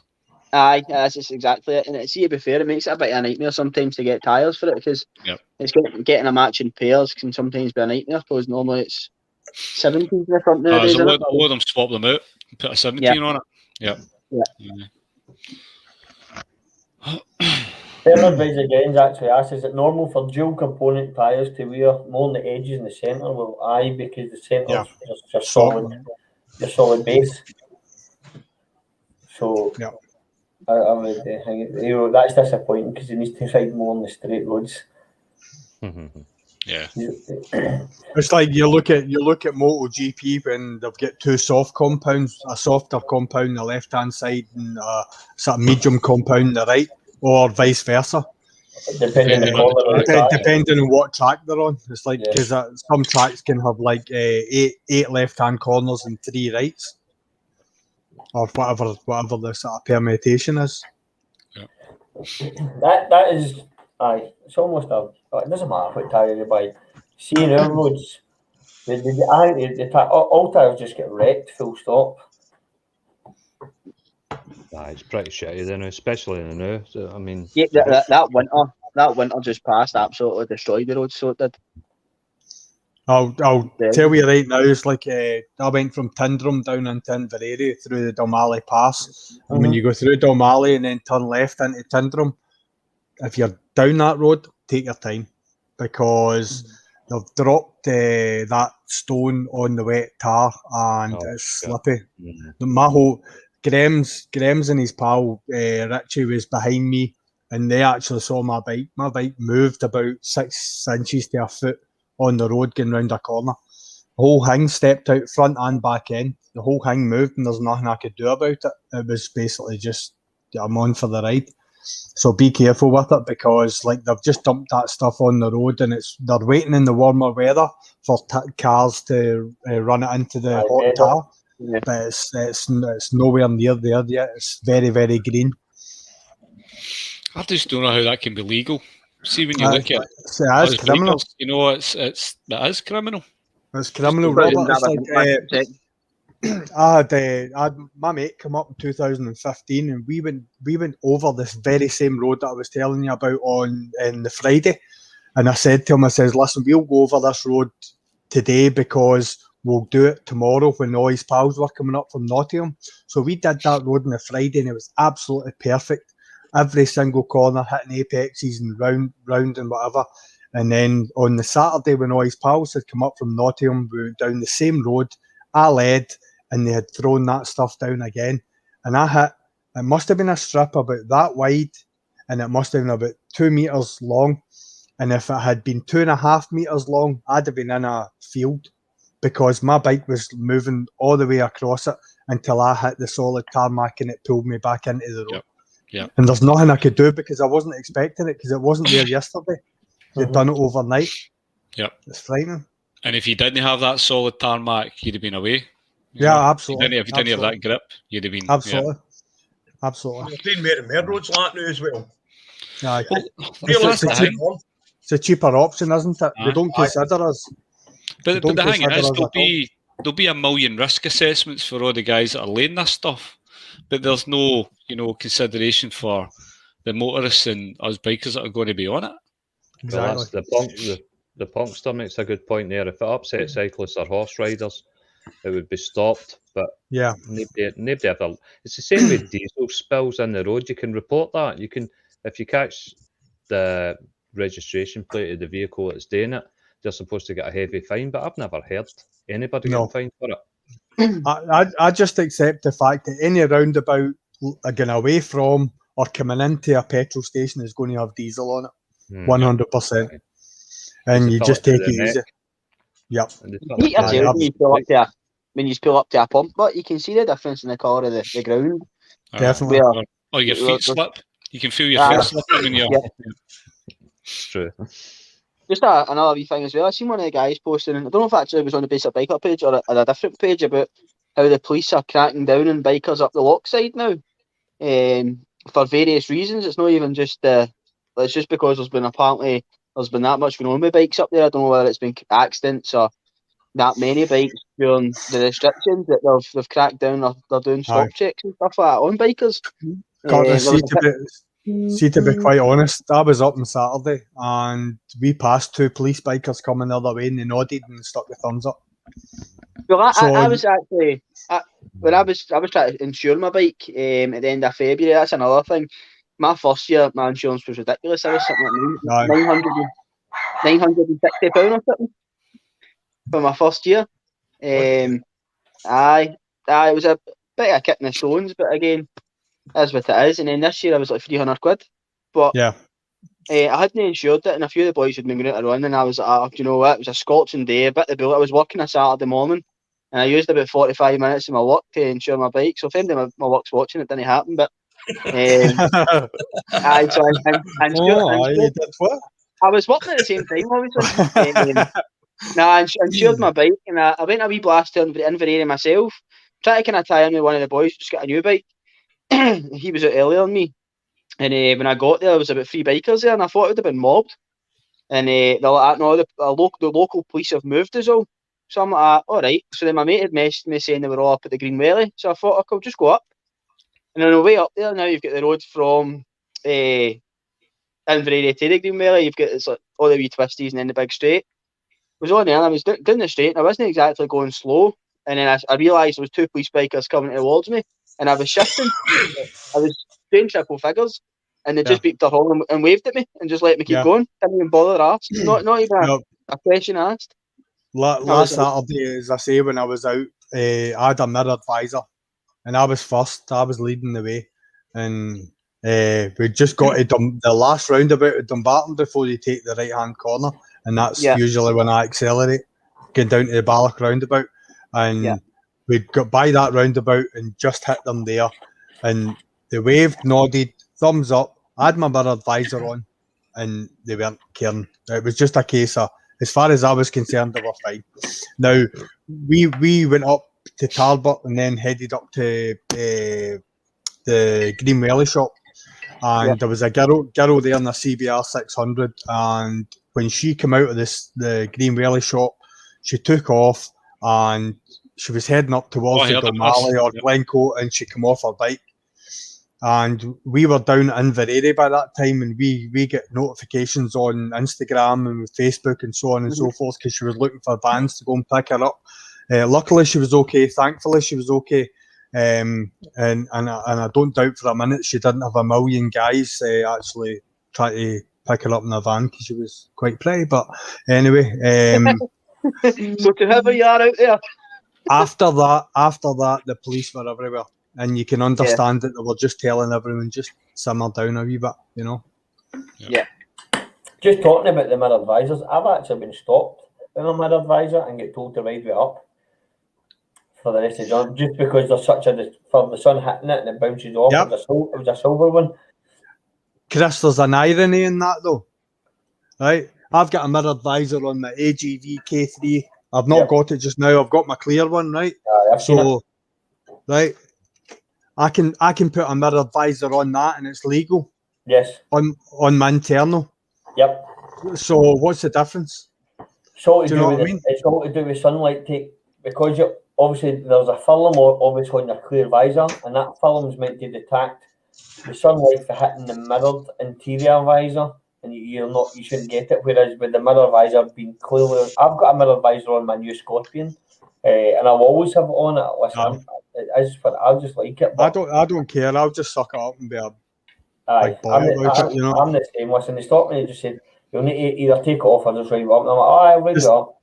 Thanks, officer. Just nod and smile and do what you have to do to get them away. But they're actually illegal. So if I can actually be arsey about it and take it off you. I mean, so it does. How far did you ride your visor up, Chris? About a mile. Until I was far enough away from or out the area. In all honesty, when we were coming back down from Inveraray, I pretty much had to ride with that up anyway because it was too early in the year to be wearing it. Because the sun, you know what it's like at this time of year, when the sun goes down, it goes down rapid. So by the rest and be thankful down to Ayrshire, it was kind of, I was on my internal visor because you can't see. I've had a few ride-outs because I not actually normally go out with a completely dark visor, and I've been out with Graham's and somebody else, and it was late at night and I've been caught out in the pitch black and Graham's just buggered off and he slowed down and said, "Where are you?" I can't see. She said, you need to sit in front of me. Was that one of the Friday Night Madness ride-outs? I'm sure he did it as well in one of his vlogs. He turned up at a garage to fuel up. They said, "I've got a dark visor on." Aye, I've done it a few times, so I have. Let's see what's happening in the comments. Bernard Rage again. I think my bike is limited to 170 mile an hour. I've never hit it, let alone broke it. What bike do you have, Bernard? I don't know what your bike you've got. Ponkstar was let off with a dark. Sorry, Ponkstar, he was let off with a dark visor because he was carrying his clear one. Well, I've done that before, but I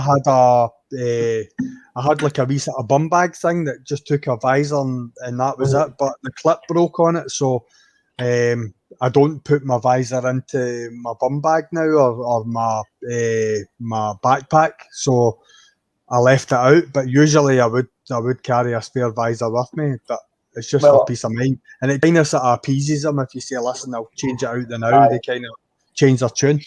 Did you know it's Chicken Boys? I was actually out with Chicken Boys, and he had a small license plate, but he also carried a standard size one. If you ever get stopped, so him and Graham were in the Q8 in Kilmarnock, and the traffic was over, and they were giving him a bit of jip. So, oh, don't worry, we'll change it. But they were an arse about it. Said no, just because you've got to change it doesn't make the fact that you've actually rode from Glasgow down here, and they fined them £100 on the spot. So that's poor. and Graham just tried to tell him it was his boyfriend. It's so funny. It's so funny. Bexy put, now I know what to do to get a guy. Obviously, she's talking about the girl photo.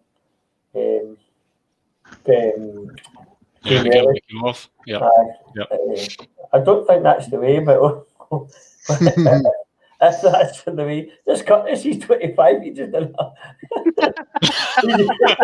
He came on and did a pitch for himself about an hour ago. So Bex, maybe need to go back and watch this and see what you think. 25-year-old. By the way, he's looking for experience because he's only had 1 year of riding. So he is. And he's box standard. No, I mean, it's box standard in the riding.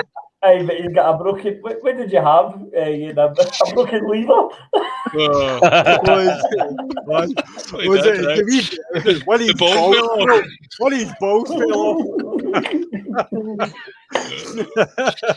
Grant, see that red towel in your wee hammer? You want to get it to?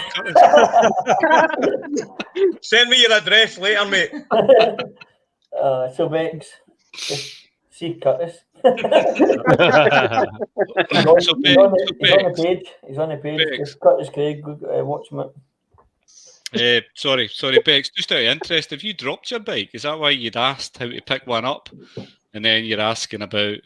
Well, that's how you get a guy. Maybe you've dropped it already. Maybe. The Popstar 1 year's riding, but plenty watching of instructional video. You're going to be the new Gordon, by the way, when it comes to this. Absolutely no chance. Dunk Van Dunk still got his wedding equipment in the wrapper.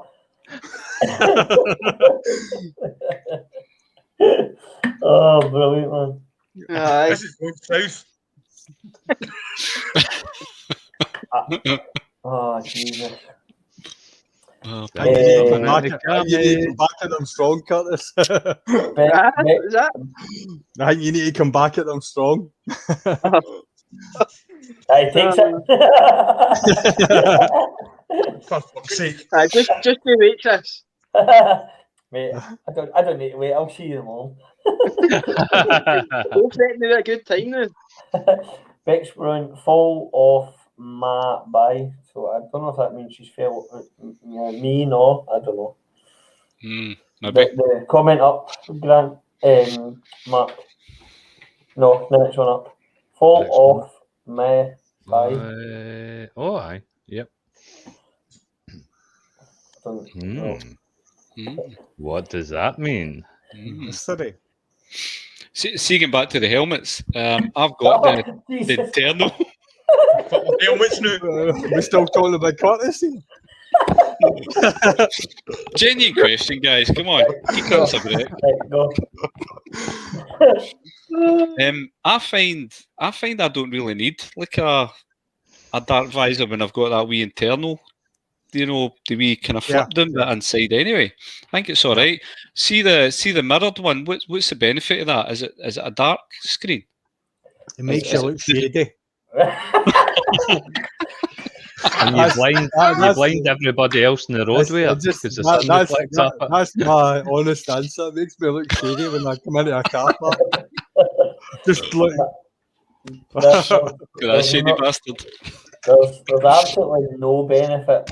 It's darker. It is darker, but it's probably like a smoked effect on the inside, but on the outside it look. I don't know, it's more for the look than it is the actual thing. So the Iridium one's the same, isn't it? Aye. It's, It's for me, it's an image thing. It's an image thing. That's Z-head to me. And I've said it in my vlogs. It's like I don't feel as if I'm Z-head until my mirror visor comes down. It's a strange thing, but that's just the way it is. I'll agree with Zed with that, because see, when I've got my iridium visors on, I think I'm a racer to TT, but really I'm a fucking skinny wee guy with a bike called Smithers.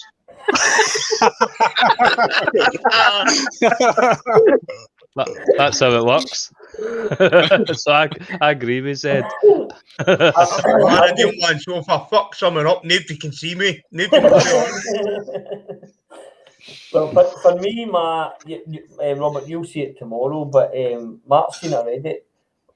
My mirror visor goes with my helmet. If my clear visor and a dark visor looks stupid. Carol. I missed that there. I missed that. Oh, wait, yeah, you'll see it back in a minute. But 1 minute, 1 hour 35, mate. If you want to check it out, once she's coming back. She's at the fridge. Here she comes. Here she comes.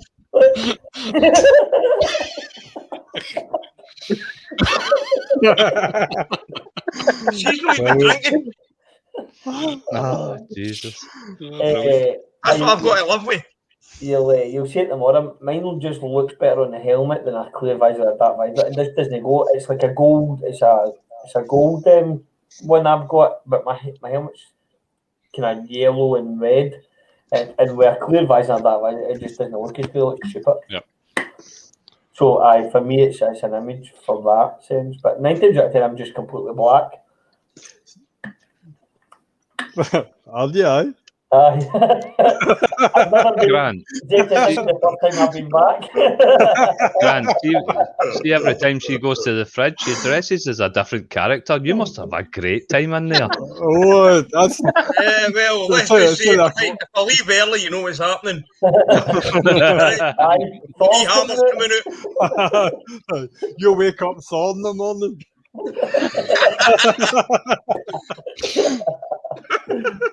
Oh, man, she's fucking sober. You want to see if we're drinking them?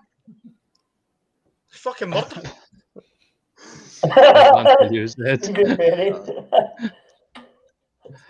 Oh, Kylie Minogue. Backing dancer.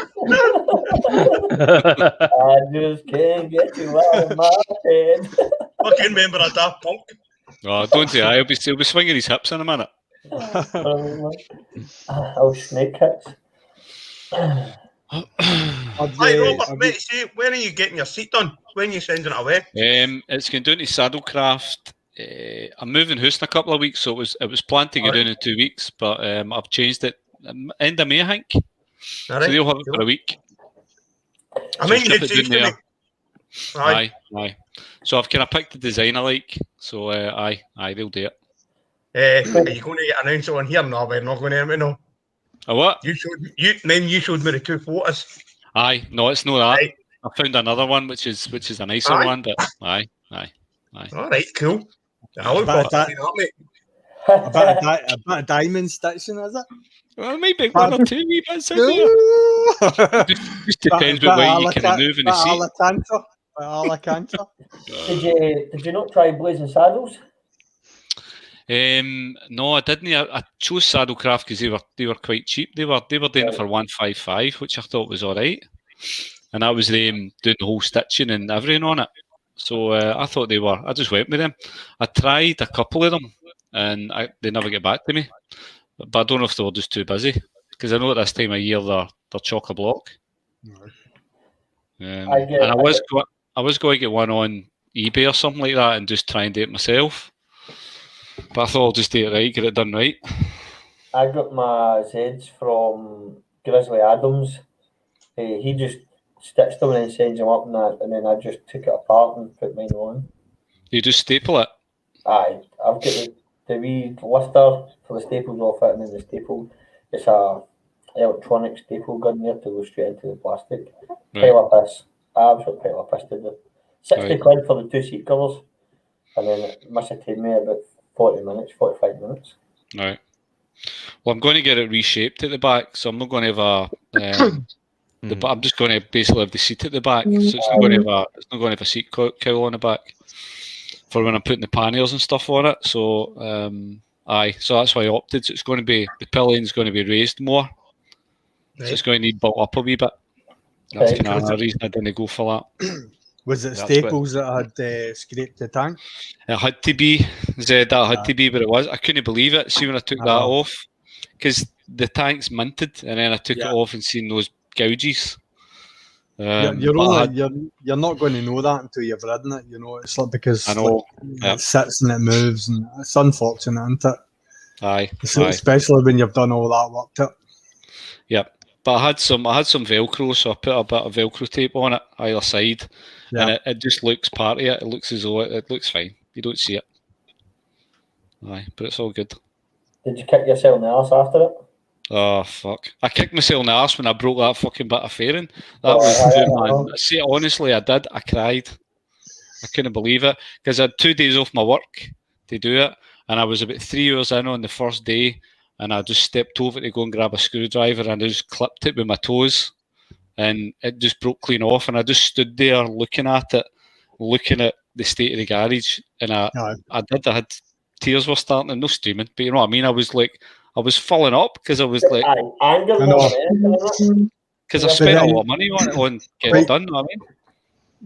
You'll know yourself. You're emotionally attached to the bike by that time, because you've got that much time and money and whatever invested in it, and I totally appreciate that. And a lot of people will not understand, like, putting that much amount of effort, time, and money into a bike that you're never going to get the money back. But that's not what the point of the whole object is. It's about the experience. It's about the knowledge that you gain from it. It's about your journey, and I appreciate it. I fully appreciate it. I think you've done a great job, mate. Oh, thanks, mate. Thanks. Well, it wasn't him. It was fucking Graham. Don't give him any credit. Graham's is a genius. Graham's is a genius. Listen, you see, when he appeared with the tank, see, because he said, "Look, I've got your tank ready. Your fairings will be ready next week." And when he just appeared with the tank in the passenger seat of the van, just when I seen it, was glowing. I was like, fucking hell, it looks amazing. And he was like, you can lift it. I was like, I don't want to touch it. I know. You know, but it was like, just fucking lift it. And I was like, I'm allowed, how do you hold it? You know, there's a lot of bit in Pulp Fiction when he lifts the briefcase. Aye, oh no, that's See, when I went to Graham's to pick up mine, I had everything seat belted in, and I was coming from Graham's back up to mine, and you're lucky if I was doing 45 mile an hour going up that motorway. I was bricking it. Yep. Well, when I went to pick up the fairings, I had the back seats down, and I had a big throw. Right. One of the one that we use in the house, I had that all sitting all on the back, so I could get them all positioned. You know, and I was the same, 20 mile an hour, trying to miss all the potholes and everything in the way home. I mean, like, meeting Graham's is like seeing Santa Claus on Christmas Eve. The guy's just like, honestly, he's an enigma. He's done so much for me. Even just getting the Z back on the road for the MOT and whatever. It's like he took the tyres off and that for me. I just can't thank the guy enough. He's absolutely fantastic, man. He's like, I love him to bits. I really do. He's salt of the earth. So he is. Nothing's a problem. If you're never leaving something and he can help, never a problem. Well, that was it. I think I was off. I think I took the Wednesday off, and I broke that on the Tuesday, and I had it back. I had it back for the Friday because he kind of made a point. He was on another job, right. But he made a point to fix it. And actually, it was a bit of a godsend because where it broke, it had already been cracked there previously, and that was the reason why it was so easy. I just basically kicked it, but I didn't kick it hard, so he totally reinforced it all, you know, and then it's seamless. And I showed it to Grant. Grant's like, where was it you broke that? And I showed Grant, I showed you where it was, and you were like, no way. And he's like, can't even see that. Well, no. It's the same. See, for my under tray, the Z. Honestly, you can't see it. The guy who put in the tail tidy for it, he's obviously just screwed it too tight and it cracked. It's just stupid. So it's the tiniest wee flimsy bit. Comes out and then the tail light goes in it, and there's a wee bit goes round outside. And he's obviously screwed it too tight, both bolts. and they just split all the way out, and it cracked. About 3 cracks going down the way, and about 4 on the other side. And I said, I don't know what you can do that, mate. It says, if you can't do nothing with it, don't worry about it. I picked it up, I thought it was a complete new bit they had bought for it. And they turned it over and they showed us, but he reinforced it on the other side. Yep. I was like, you can't even see that now, you can. Aye. What Robert said when he pointed out the bit that he stood on, and it's seamless. You would never know. It really is. It fucking looks amazing. Aye. Looks amazing. Totally. I'm not being sucking up your ass, mate, but I think that bike is stunning. Yeah, cheers, mate. I think once I get the seat done, it'll be once I get the seat done, and the sound. See the rip that comes off it is, it's infectious. See that V4 sound, it's infectious. You just want to watching you pull away that day. Aye, yep. Aye, it sounds great. Yeah, I like it, man. I mean, like, if any of you ever see my bike in the car park at Largs, I would challenge you to pick out the panels that Graham's has painted, and I can show you the photographs of the panels before they get painted. Because I was going down a back road and I hit manure. Like a farmer had come out of field and never switched off his silage tap, and he dropped silage all down the road. I took a right-hand corner into a left. When I hit the left, I went straight on, and there was only one way I was going, and that was off the bike.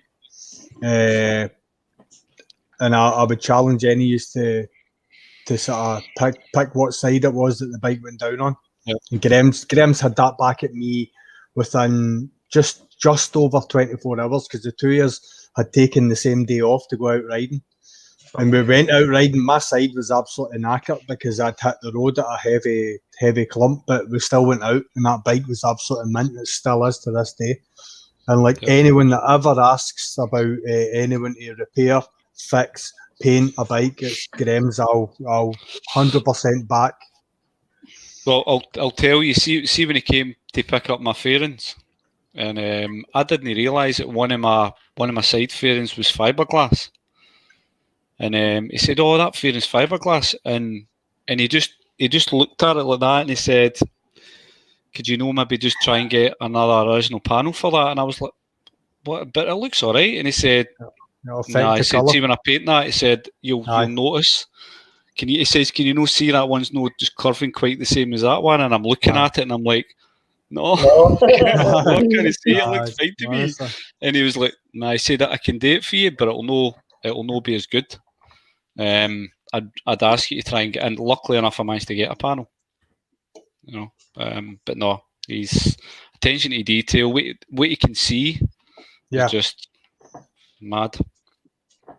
All right, Grant McStay, he's just come on. Good evening, gentlemen. Grant, good morning. Good evening. Another good guy with a good name.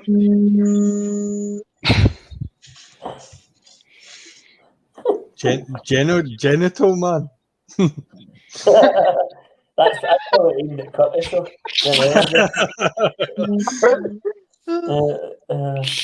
Brilliant. Oh, there's Scotty boys. My apologies, gents. Evening, Scott. How you doing, mate? All right, Scott. Jack McKillen, he's a spray painter and he thinks they're hard as fuck to paint much. So he does. That's what he's saying about it. Bernard rides again, Nick. Got to go. And he's subscribed. Cheers, mate. Thanks very much for the support. See you again. Cheers, Bernard. See you later. Any that isn't subscribed, actually, just while we're on that subject. Aye, I don't know. Somebody had mentioned it earlier. I don't know if it's been said, but I went on to the channel earlier and it asked me to subscribe. Somebody mentioned that about somebody else's channel, so they did. I think it's YouTube. Dunk. So it was. He was the same. He had to resubscribe to somebody because it had come up that he wasn't, but he was. Yep. So we're only 4 away for 600. YouTube's been very, very funny recently. I've been dropping subscribers and picking them back up again, like hour on hour. I don't know what they're doing. It's as if they're tinkering with analytics or something like that. Yeah, because we've been pulled up with intro music. Right. Copyright. It's not copyrighted whatsoever, but we've been pulled up about it. Aye. So we can't use it now. So we're now going to have to go and look at another one. Do another one for it. So, I'll do one with my drums and guitars for £200, mate. I've got my own drums, you wee dick shot. One of the Have you got a double bass drum kit? Yes. No, you don't. Do you want it? No, I've got a double bass drum kit. Aye, but I'll get you in this it. No. I heard cut that time though. She's sitting right here. Yeah, musicians, Grant. You play in a band I'm or mixing that? with drums and guitar, mate. I only play the hairy banjo.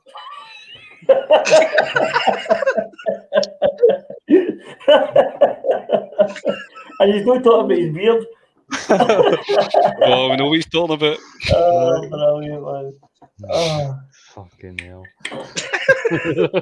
Grant, you can't do one a sec, because I'm wanting to get offload them. They're in my road, they're doing my tits in. Can you not play them? They're just in my road, it's for mere bikes, it's fuck them, they're going away.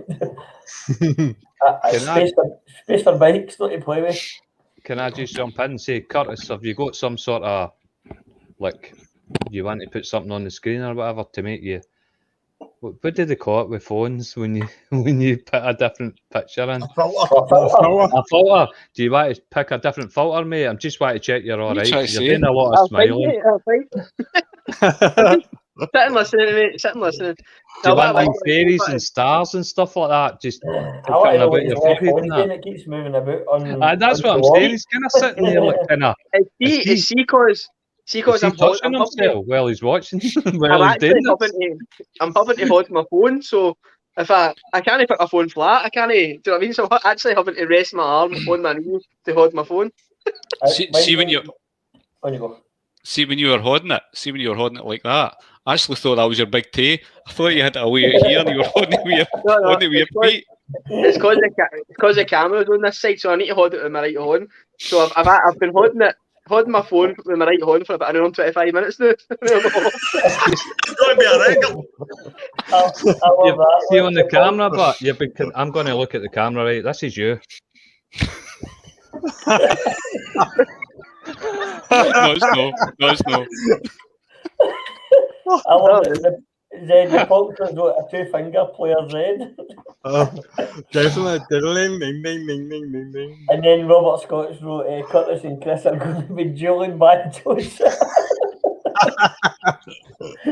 What your banjos? Oh, brilliant, man. Oh. See, I've had a text from my old man about a bike crash on the A737. And then I've just had one of my other pals text me in regards to a bike crash. It's just said everything all right, just to make sure it wasn't you, just in case the guy's a member of the Basic Bikers or he watches. I just hope he's all right, because that's 2 texts I've had about it now. So just in case he watches or he's a member. That goes for everyone. Aye. Without saying. I think lockdown seems to be bringing out the silliness, not in just certain people and everybody. I think people are getting a little bit excitable because we're now getting back out and places are getting really busy. I was down to Largs last Saturday and there was a 10-mile tailback to get into Largs, and then when I arrived I went to the beachfront chippy and it was an hour and 40 minutes to get a chippy. The place was absolutely heaving, so the roads are very, very busy, so please. There's nothing shown in the group now anyway, Curtis, so I was just in case, mate, just in case the guy watches that, just to give him a wee kind of. Grant, the G-Man said he can play the clitoris. Can't be all. So, well, I don't know. He's saying that. The ones that always shout about it's the ones that can't do it. Well, it could be a Grant thing.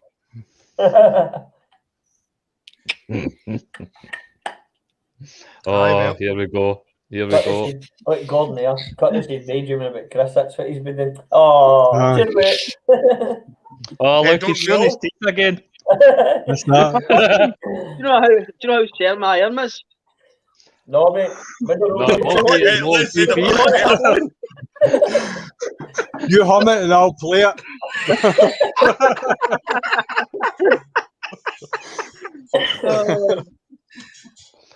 it's between Johnson and Linwood, the 737. All right. That's a straight fast Nobody's bit as posted well. in. That's- Aye. Yeah. Nobody's I posted just in. So. hope they're okay. Aye. Here, Curtis, you said you're a short arse. How tall are you, mate? Back with the midgets. 5'5". I'm just asking out of niceness. Shut up, Nah. dickhead. 5'6", mate. 5'6". How That's can you no just short. say? How can you just say 5'5" and you just say 5'6"? Nah, 5'6", mate. Have you just grew it? You're an inch, mate. You're an inch. No, 5'6". What you I'm only 5'3", mate. Bullshit. I call bullshit. No, Is that, How's going to sort this one out? lying down. is that without the high heels? That's me lying down. Well, Robert, you've met both of them. I have, aye. So- But I've never been riding with Grant though. I've been riding behind Curtis, Oh, I see. I'm fine. and I've seen the way Curtis, Have when we any, get to a junction, the way he moves, which is quite. have any of you seen the boy that comes into the large car park with the heels on his biker boots? Yes. It's New Rocks. It's New Rocks he's using. It's, what's his name? That's going to annoy me. John White. Is that an older boy? He's lovely. He's a brilliant guy. There's two, because there's one you've got. Is it John? No, it's not John. Aye, John White. He's got his feet on his bike. Well, there's another one who rides a CBR 600RR, a blue one, and that's why he's got the thingy on. I can't remember his name. I've not seen him. Archie, that's his name. He's tiny and he's got a 600RR. It's hilarious. Aye. But everybody just looks like midgets for Zed because he's 6'6" or something. And he can't even comment on anybody's height Yeah. because we're all midgets to him. It's That wee raining up guy's here. 6'6". Who's dead? That wee guy here. Aye. Aye. Aye. He's away up here, actually. I'll stand beside you. Aye. No, the other way. I'll stand beside you. It can be. Take your son to work at Largs Day. Chris, keep the 3 inches for the MotoGP at 6'3". Right, okay, mate, right, okay. 3 inches. That's Chris. Evening, There's John. John on. What are you Yeah. doing, John? The He's obviously 125 been out in line. the run. Aye, he's been out in the run. It's taken him 16 hours to do it. How's the new Yam? How are you enjoying it? All right, John. He's got he bought a YZF-R. YZF, aye, he's loving The it. boy that had Nice the bike. 125 Nice and changed bike. to Looks YZF. nice. One of the boys Nice. I work with just bought Keeping one the as two of them. well. Oh, You know there was a boy stayed across the road for us, and he bought a YZF 125, brand new, with the gold wheels, anniversary, whatever it was. Tied it to a fence till it fucking rotted. Never used it. Tied it to a fence till it rotted. Aye. We sold it. aye, my Was that- wife's cousin's got a diversion that he brought, and they went in it twice, and it's sat tied up. He went and moved house up to Motherwell for down here. Got my father-in-law to fix it, repair everything on it, so it ran. He rode it up to his garage in Motherwell, and it sat for 2 years in his Yeah. garage in Motherwell, rotten.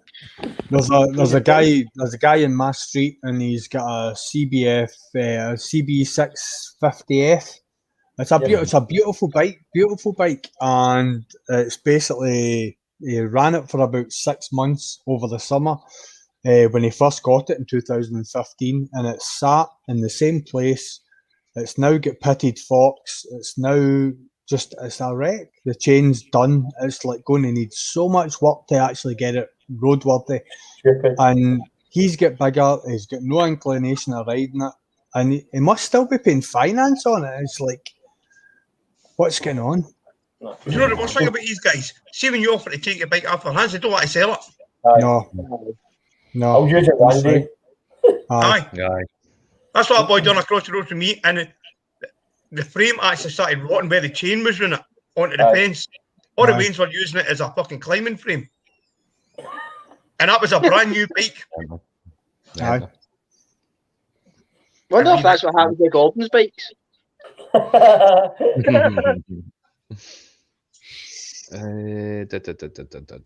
He's kept the 2 bikes, mate, by the looks of it.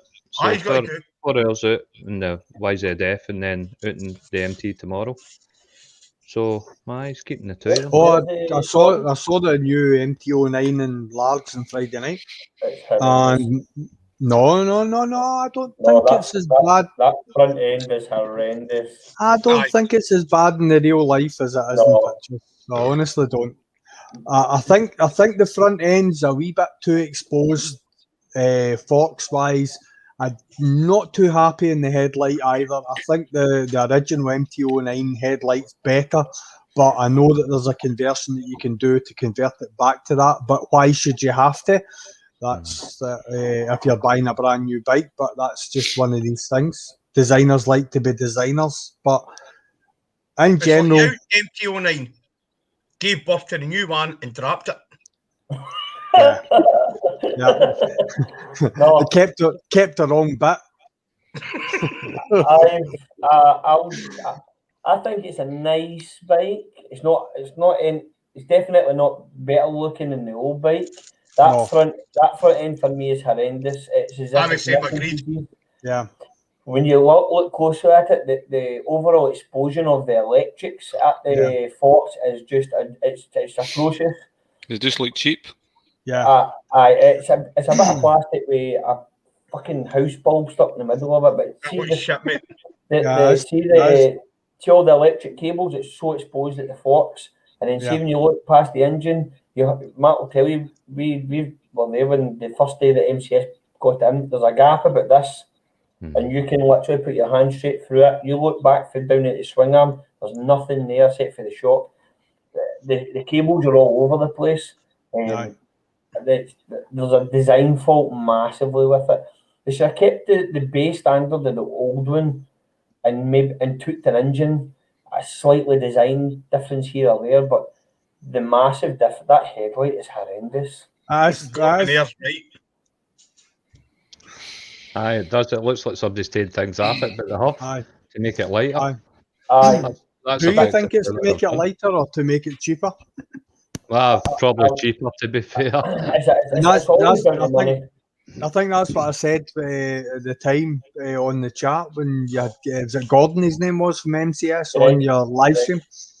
Greg, sorry. I said that at the time. It looks as if they've compromised to fit into a budget rather than give us what we want, kind of thing. Did you notice when you actually go down to the exhaust, it's got like a dual outlet, so it has either side of the exhaust. You can't cheat that. There's so much wrong with it that they've got it so wrong. When you look at from the back suspension spring and you look down, normally in a bike that would be covered by a hugger or part of the swing arm setup. There's just a big hole and you can see all the welds. Yeah. And there's nothing there to cover it. So there's a bit missing or something. It's like it's not right. It's like something's missing. It's as if they went for a base standard and they're expecting the rider to throw all the aftermarket parts at it, because they know all the aftermarket parts like Pyramid and whatever else are going to come along with their carbon huggers and their carbon fork guards and whatever it is, and they've decided that what's the point in putting our stuff on because they're going to change it anyway. But that's not the answer to me. No. Well, they're saying something about the Tracer, the 900 Tracer headlight can be a straight swap for it. I'm sure that's what Greg says. I think that's the conversion changeover is the Tracer 900. See, if you buy it, you need to do it because unless you've got a really acquired taste, you're going to get so much bad comments about it. I can't believe that it's going to look good at night time. The bulb is so small and it's got one headlight. And is this still the MP we're on? Aye. I'm talking it's about like an inch bulb, maybe not maybe an inch and a half bulb, and it sits in the centre. I can't believe that is going to light up the road for you. No. See the amount of comments I said it's like the bulb you take out your all electric fire. See the amount of comments I get back for that statement. I'm like, Jesus. Kevin Milligan said they should take the designs from the Moto Candy His concepts are stunning. That's what he does though. He gets their design and then he totally changes it. And I think his design of the MT9 is far nicer than what they've got just now. You mentioned it before, Chris, didn't you? It was Greg, sorry. No, was it Mark? Was it you when Greg was on? He done the MT10 Dark. No, well, you've seen it as well, Chris. Dark Knight. Aye. Dark Knight version. I told Yamaha to put that into production. I'd buy one. So I would. That was nice. But I don't know if we have said this, but Yamaha have actually gave out a list, and the R7 and the R9 is actually in it. So they don't know if they'll bring it out this year or next year, but it is confirmed there will be an R7 and an R9. You're doing the R7? They are doing an R7 and an R9. So I can't remember if we said that. Well, I don't think we've been on since, Greg. Have you ever seen car design concepts on Instagram? Yes. Somebody mentioned this before. Just when you look at that. That's the CBR that Curtis's dad's got, I'm sure. That's the one that we were looking at. Right. And that's his take on it. They're absolutely brilliant.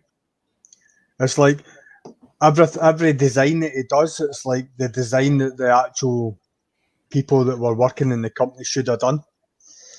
It's almost as if they should employ him and get feedback and ideas off the guy, because I know the MT range through the roof is the best selling range in the bikes, but you'd think if they bring somebody like that in, the more bikes are going to say, "What are you doing, Curtis?" Is he sitting in the shitter? He's in the bog. He's getting ready for the MotoGP. He's getting ready for the MotoGP. I've got another minor malfunction. My fucking phone's just about to pack in. It's not what I charge. Hey, never mind that, mate. Your ceiling's mint. Yeah, what? Your ceiling's mint. And your curtains. Quite like your curtains. Your curtains. I don't know. It's all in the room. There's a few patches on it. I think you've had It needs another coat of motion. It's a wee redecoration, mate. Mate, the colour scheme. I don't know what's going on here. My phone's decided to pack in and know what to charge. So if I disconnect, then it'll be the last time I disconnect. This is no swipe right, mate. You're not getting back on. That's fine. Well, the G-Man's asking what they will think of the amazing Triumph TT600 because he's got one.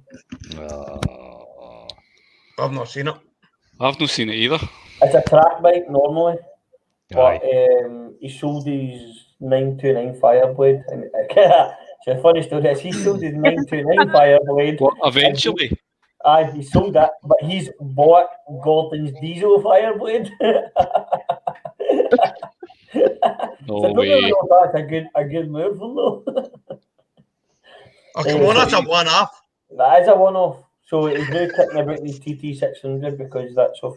He's waiting on the Fireblade getting a new ECU unit and wiring loan from Gordon's bike. Plus getting changed over from a diesel to a petrol. Am I still getting your Fireblade, Chris, for 1,500 quid? Aye, 100%, mate. Always. Brilliant. I'll need to weld on a step ladder for you though to go into that thing. What's this, the 954? He's not getting it, don't you worry. That's just not happening. I've already tried. I'll get it off him. I can at gunpoint. It's coming out to play tomorrow. Here's a wee question. Here's a wee question for you all. If you were to add another bike to your stable, what would it be? Oh, mine's easy. Said right, Mano. Super Duke. 1000 double R. Aye, no, Super Duke for me, without a doubt. 1290s. Always wanted to own a Ducati for some reason. I know. Oh, man, I thought you were cool.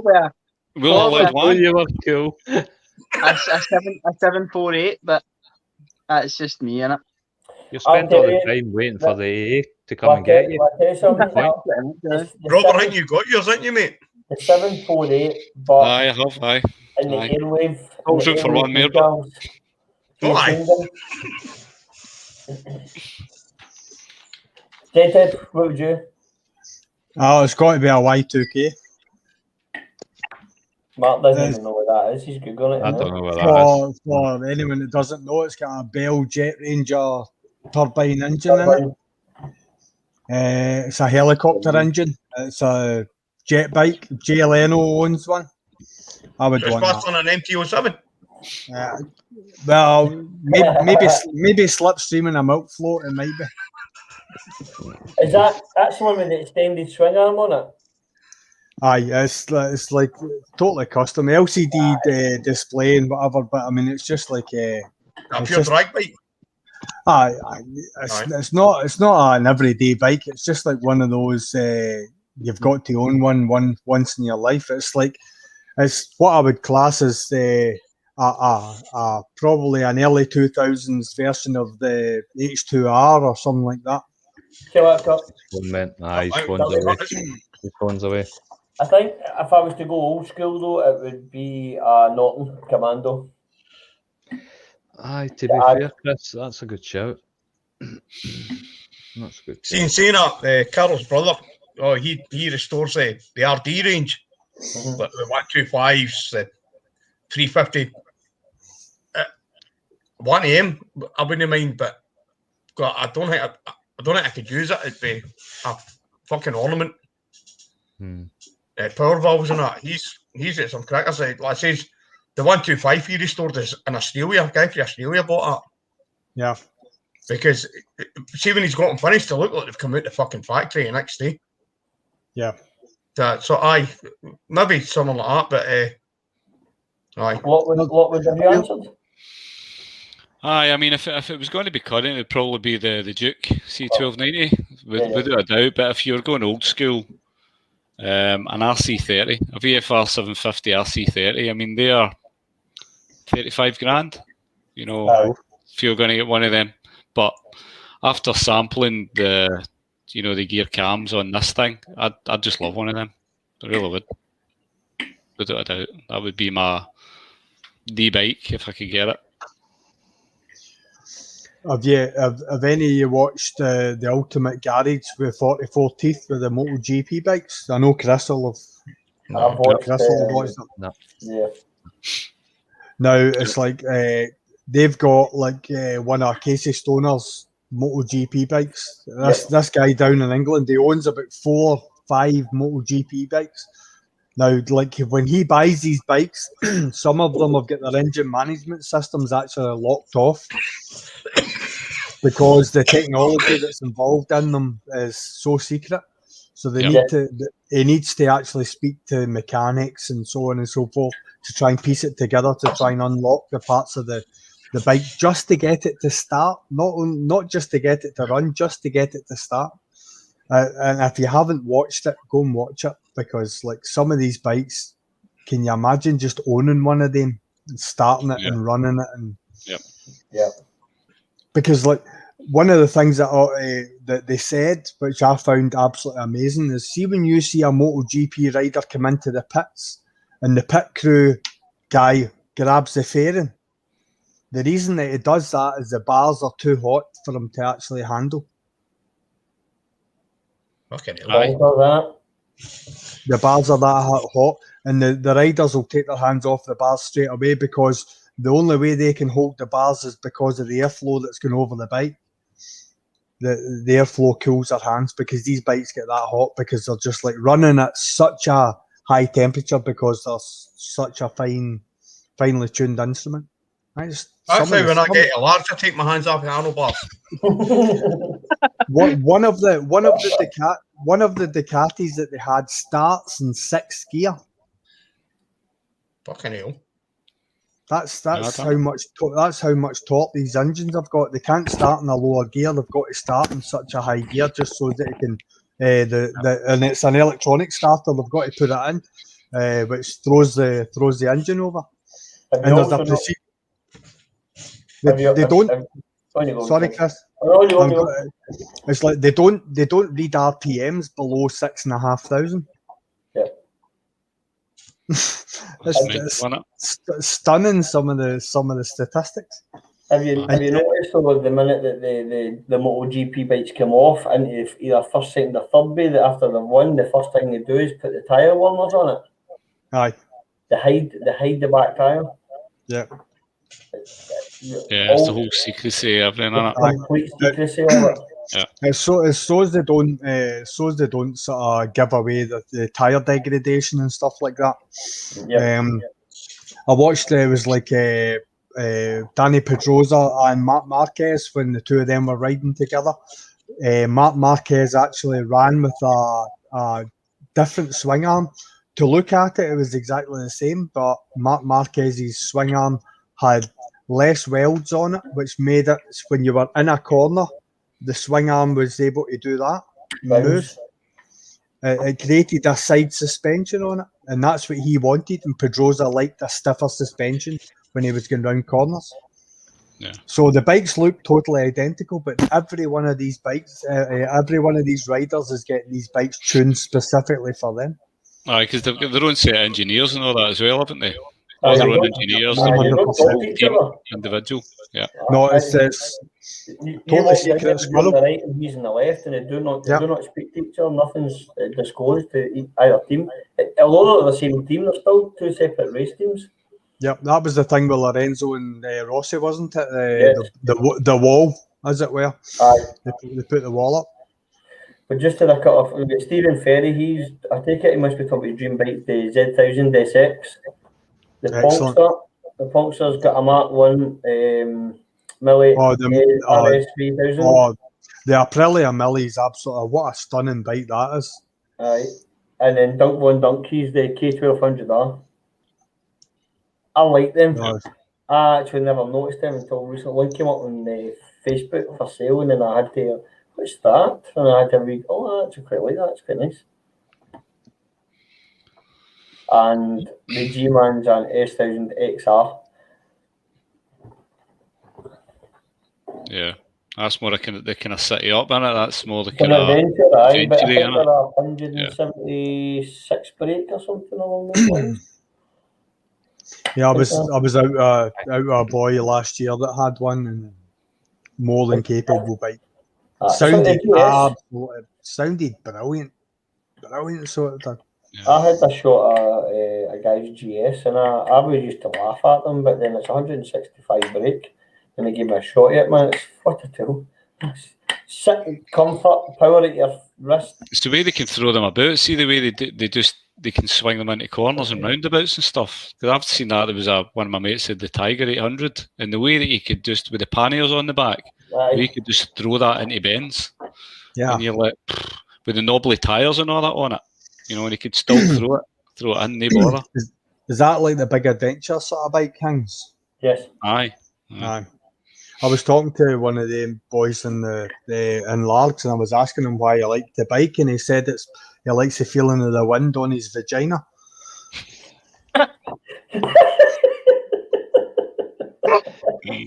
Oh no.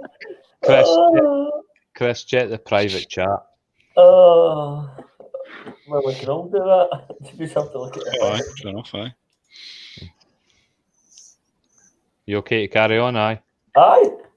Right, guys, I've got to jump off at the moment. I might jump back on, depending how long you stay on for. But thanks for coming on tonight. Yep. I've got to go and do something. So. No, Mark. Cheers for coming on tonight, mate. Cheers. Your input was brilliant. See you later.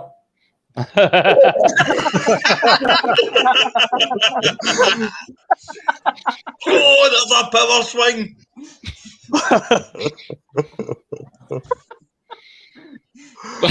I just knew he was going to do that. This is going to be a pay-per-view event in Lars Carpan fucking 4 weeks. You see your broken ribs, she's not legit the house for 6. Yeah, 6 weeks. It's followed. Right, guys, I'll catch you later, all right? If you're still on, probably in about half an hour or whatever, I'll jump back on. But if no, I'll catch you soon. We'll finish Chris, it. don't forget to sign off. Don't forget to sign off. 29 minutes and then we'll be off, so fuck your half hour. Right. Don't forget to Take it easy, Mark. Right, I'll catch you soon. Cheers, guys. I heard only takes 2 minutes, so. And it's no normal, because it doesn't have every day. See you later. See you later, mate. So Bexy's coming with our question: would you give someone a shot of your bike? I think we've had this before, and it's a select few people that I trust. I think so. See if somebody appreciates it. It's not just a matter of somebody that wants a shot. Right, to ragdoll. It's like if you know somebody, you want to give them a shot because you know they'll appreciate it. Right. You know, I'd love to give Grant a shot of the VFR, but it's never going to happen because he'll fucking drop it. But I'd like him to do it. You know, I'd like him to experience it. Well, You're short ass me. I'd like to give him a shot at the Z because he fancies a Z. That would be the reason. I trust him enough to give him a shot at Z. Yeah. Z head's another person I trust enough to. Aye, to definitely. Yeah. I'd actually. I know how much we all love our bikes, guys. Right? I really do appreciate that. My height and all that, and weight of the bike, I've got to take what, as you know, Chris and Robert, I've told you that I've got to take into account all these factors. I would never forgive myself if I took a shot of somebody's bike and something happened to it. I mean, obviously, I would pay for every repair if anything happened, but I couldn't live with myself. I actually gave my dad my bike, so I did, because I know his is obviously off the road and he's missing out on a lot of runs and stuff like that with the guys. Just when I insured it and I was working, it was scorching outside, so I gave him my phone. I was look, Dad, I know you obviously can't get out on your bike and it's a nice day, so if you fancy a wee blast on the bike, he's like, you've got my keys and my batter in, go and take it out. And for him, I was getting pictures of him in Arica and Inverary and that. So it was one of them. I just knew he couldn't get out, so it was just to give him a chance to get out on a bike, obviously, because he couldn't. So. Yeah, I've got sort of two sort of rules with my bike. The first rule is that if you want a shot at it, you've got full insurance. The second rule is, if you get it, you ride it like you stole it, and that's and that's that. There's no point. Don't piss about. Don't piss about. But listen, I say if you're getting a bike like that, just go and do what you want. Do you know what I mean? It is what it is. Do you know what I mean? We're not here for a long time. We're here for a good time. Yeah. I'm just so respectful of other people's bikes. I couldn't live myself if I'd done something. But Robert, even sitting in yours, I said I zipped my jacket on and put the flaps over. If I'd even got your track, I'd have been affronted. So yep, you did. Aye. That goes very respectful, mate. But that does, Grant, that goes a long way, mate. I'd appreciate that as well. I'd appreciate that as well. Yeah. It's all about respect. Doesn't matter how young, how old, what it is, it's all about respect. Yeah. Yeah, that's it. Gordon, only one person's got a shot at my new bike, but I wouldn't take a shot of anyone else's. Was that the diesel repair guy? Yes, he got a shot.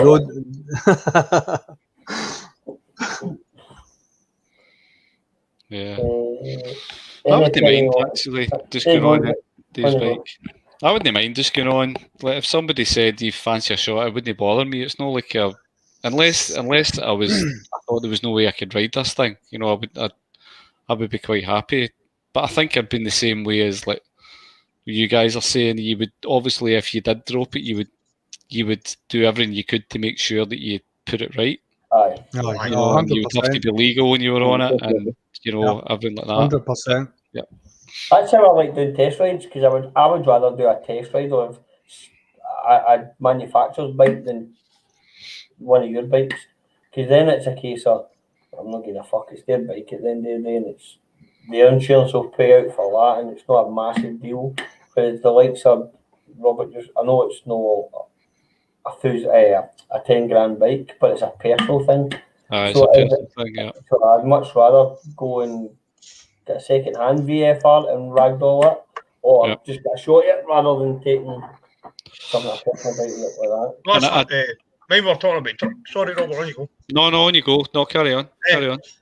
We're talking about track days, and I said I would not like to take my WM-T07 on a track, but I would rent a bike and go on a track and go nuts. Aye.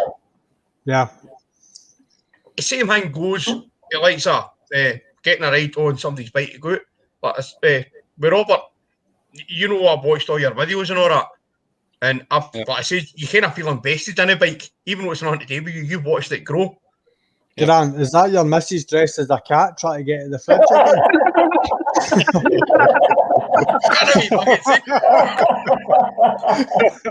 Oh, Jesus. Oh, Jesus. That's an extended you've got there, I lost my train of thought here.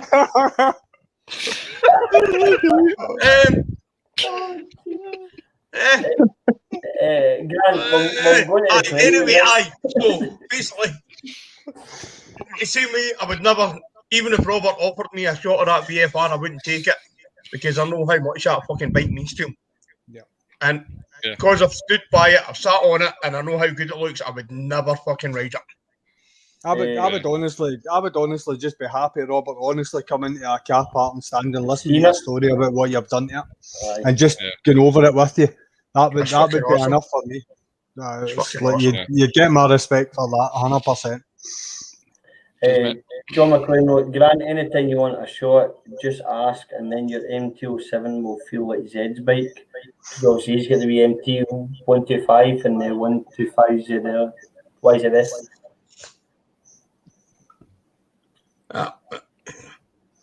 Is here? Yeah. Do you know something? See, the MT-125 is taller than the MT-07. Is it? Right. Much taller. The YZFR, isn't it? But the MT-125 is taller than the MT-07. And Bexley wrote, I think there's a lot of talk of dropping, so you definitely need to know how to pick the bike up. I take it that means when you're using somebody else's bike. I do that. Stevie Ferry, it's what I want to do this year if I can get is to test ride loads of bike to see what he likes. He actually just seen the Tracer 900 SP at Largs on Wednesday and he really likes the look of it. What is it he's got? Is it an XJR, isn't it? I want to say it's an XJR that Stevie's got. 600. And he's looking, I think he really likes the Tracer 900. What is the Tracer 900? Is it the R1 engine detuned or something like that? It's got something based on it. I would imagine it has. It's no, it can't be because that's what the whole point of the MT10, isn't it? The MT10 is the R1 engine. It's a triple, isn't it? The Tracer's a triple, it's a triple, yes. So I don't know what it's based off of. It's the XJ6 he's got. Right. I don't know what the Tracer's based off. I don't know. Is it not the MT-09, but it's more an adventure style MT-09? It's very much a set-up adventure bike. Yeah. It's maybe I don't know what it is. Kevin Milligan, who was actually on earlier on, I don't know if he's still watching. He's got one. So you can, Stephen, you can.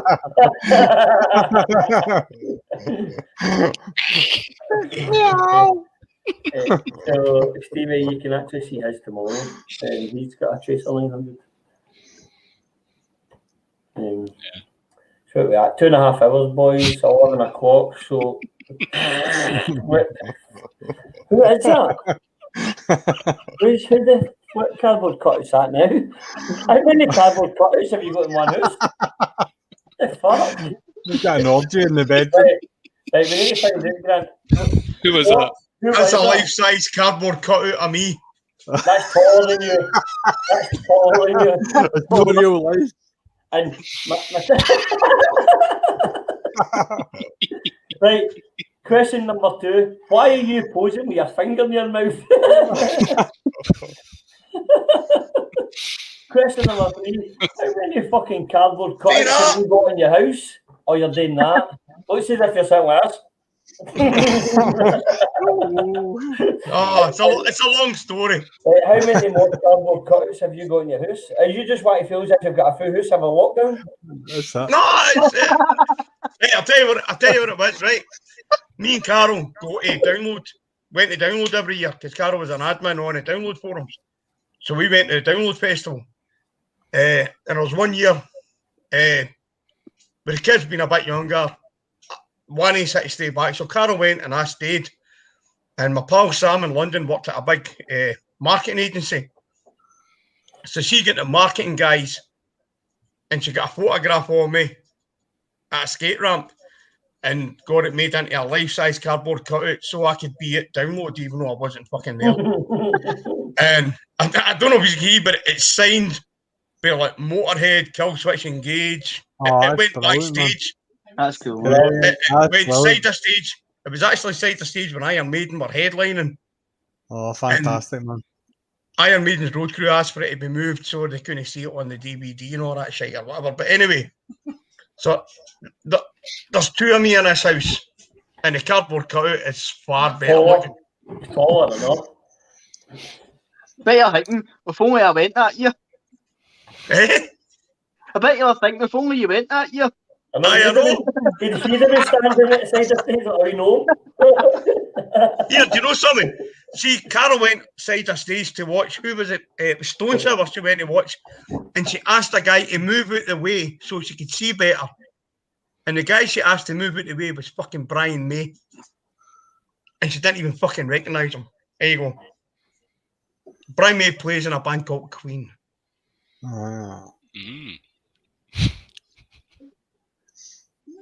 Played one of the best guitar solos I ever saw on top of Buckingham Palace. Oh God, even I remember that. No, that was brilliant, man. That was awesome when he did that. Not many people would get to do that. I would do, but I'd probably get arrested. I'm a deviant. I'm a deviant. I'd be sitting in Lizzie's bed. Waiting on her. Tickling her toes. Hey, well, she's cycling around the That's that. Right, what did I just miss here? Something about tickling toes and she's She'll single. be on Tinder with Curtis. Hey, gotta see if you come back on a live stream when you're wearing a crown. We know what's happened. That's my new bird, Lizzie. Gordon here, he's away. See you later, Gordon, mate. See you later, Gordon. Gordon. The G-Man has wrote lots of hassle just now with off-road biking community. The police are seizing bikes, and this one as well, which the group's thoughts. My thoughts are, doesn't bother me. I don't do Won't stop. Well, but it doesn't bother me too much. I don't do off-roading, so no offense. I've always wanted to try it, and you get a lot of the motovloggers, more and more of them now coming on doing it. You know, and you see a lot of the trails they go on. It's mostly down south. You see a lot of the trails that they're going on, and you wonder, that just looks like a farmer's field you're going across. You know, you don't know if these are like legal trails that they're going on or not. No, it's like I watched Hippo drones, and it's like it's all green lanes that they do. So it's all sort of legal roads, but it's all sort of these sort of rural back roads and stuff like that. They are maintained by all intents purposes, like off road, as it were. Yeah. There's a trial area in Dunlop, Robert. So there is a trial biking, and they do. I presume they must do off roading as well. In Dunlop. There's one up at Barhead, I'm sure, as well, in between Barhead and Nielsen. Right. They do stages of the Scottish Trial Bike Championships as well. Right. And that's the same. You can take your bikes up there, and if you've not got one, you can hire a bike and you can hire the kit and so on and so forth. I'd like to try it. I think it would probably make you a better rider as well, if you know how to kind of throw it about. I think it would. Well, it's funny that there's a guy I used to work with, and he had a Fireblade. Oh, Willie, he must have been in his mid to late 50s, and his argument to me was, everybody should go and do 1 year on a trial bike and learn throttle control. Yeah. And he said that alone will make you a far better rider than what you are just now. And that was his argument. He never spoke about bikes. A lot of the MotoGP riders are like that. They've been brought up with that, haven't they? Yeah. Just about. He's got his own track. Yeah, that's right. Guys, so He's got his There's duck one thing racket wrong with to that bully. trail riding. Don't race another bike in case you crash into a fireplace. What? What? Well, we had a field near us, and we used to race trail bikes. And I looked, it was just a field. It was, it police used to be up all the time. But I had my pal on it back. We were riding a 125 and we were racing a guy in a GT 175. But the track was only wide enough for one bike. And I says to my mate, hang on, because I'm going to fucking take this guy on the inside at this next bend.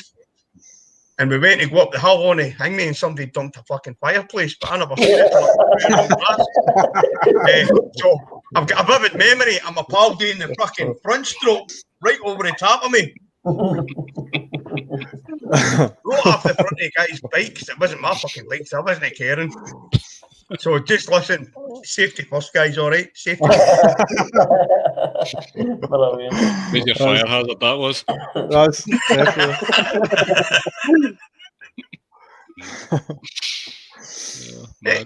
What do you guys think of that? A lot of police are doing that kind of dirt bike riding, and they're using electric bikes now, and everybody's saying it's fucking awesome. Yeah, I've been wanting to try that one. That everybody's been raving about. I can't actually remember the name of it now. Aye, that's right. I can't. It's somewhere over in Glasgow, isn't it? Hyper track. Hypertrack, that's it. Yeah, I've been wanting to try it. So Quite interested in that. Aye. It's my mate's used to be a junior Scottish trials bike champion, and he was saying that it's like he's like Honda 4-stroke trials bike and whatever, and he said that the electric trials bike market is taken over because there's nothing that these electric bikes can do that they can't do that the petrol bikes can do. And they're starting to take over the market because, obviously, the stages that they do in the Trials Bike Championships are so short. They're only having to run for so many, but you've got torque, instant power, so on and so forth. And it's a big market for them now. And they're quiet, aren't they? You're not getting that 2-stroke, 4-stroke, wow all the time. You're not getting 100%, that at all. Especially in the sort of urban or rural areas they're getting used. Yep. You know, you're right there, because see, when we were young and we were doing that field and the people kept phoning the police on us because of the noise. At the time we were going, fuck off, we're not hurting anybody, we're trying to just have a good time. We're not. See, now that I'm older and I've got a couple of guys that do it near my way, the noise does my fucking nothing. Yeah. I get where they're coming from. So thanks, officer, and I understand that they're just boys. No, it's like I know because you remember 30 years ago. I've got to remember that fireplace. So I've got a couple of boys that just out the way, and they're always starting the bike outside the house, but they're starting on a public path before they ride into a park and stuff, and that's what gets me. I always say, listen, boys, start the bike in the field. I don't care what you do in the field, don't start it in the path. That's my bugbear. But if it was an electric bike, it's a mute point, pardon the pun, but it's a mute point because you wouldn't hear them because they would just be away and doing their thing. I've just been always quite curious to see how they actually distribute the power. See how obviously, I've had motocross bikes when I've been younger, and having obviously a road bike now, but I've just been quite eager to see how they actually distribute the power from, obviously, because they're electric, just to see what the actual feels like. Because surely it's going to be night and day and completely different. Yeah. What I feel. It's just your twist and go, aye. It's just twist and go. Aye. Well, Yamaha just released an electric motor. They've actually just had the copyrights put on it on an electric motor that has the equivalent of 450 brake horsepower. So let that sink in. Put Chris into a fireplace with that.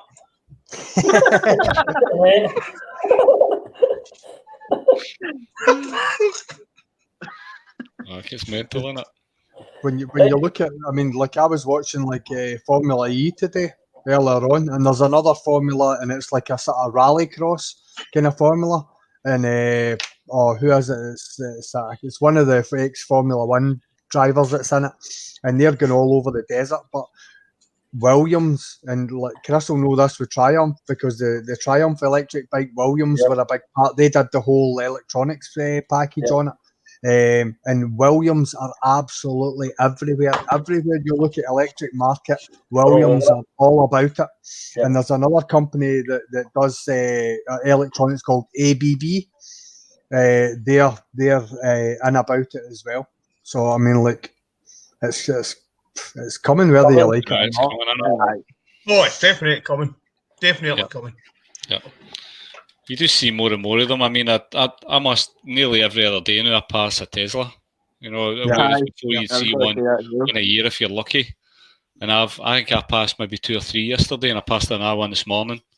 Yeah, they're all white, mind you. It may be the same one. No, it's deja vu. I test drove the Model 3 when I don't know if you remember, up at the Riverside Museum. Tesla went to the Riverside Museum the summer before lockdown. They actually came to the Riverside Museum and had 2 of their cars there, and they were allowing people to test drive it. So I took the wee man and my daughter away for a run on the Model 3.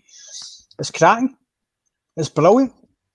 It's like it's just like power on tap. The boys like that says, I'm not actually going to set it on sport mode, but I'll just put it into like normal drive. If that was normal drive, my God, it's so quick. It's so quick, but it's like there's no sound. Absolutely no sound. And obviously there'll be no lag either. Oh, sorry. No, I was going to say there'll be no lag either, because there's no turbo power essentially. It's instant like that. What you don't appreciate is like because like see when you take your foot off the accelerator, the car goes into regen mode. Yeah. Which basically it's using the brakes to generate electricity to recharge the batteries. So when you take your foot off the accelerator, you don't even need to touch the brake. It'll decelerate itself to a point, and that takes a bit of adjusting, because your mind's saying I need to stop, but if you put your foot in the brake, you stop 100 yards from where you need to be. It's a weird thing, but once you've got into the feeling of the regen, I think it's technology that will be here sooner than we think. I was actually having a conversation. I'm in the agricultural side now, sorry, and we were actually having a conversation in the work the other day about how potentially in the near future there's going to be like electrical like tractors and stuff like that. Do you know what I mean? Like power tractors. Right. You think the workload and the things that they do, Aye.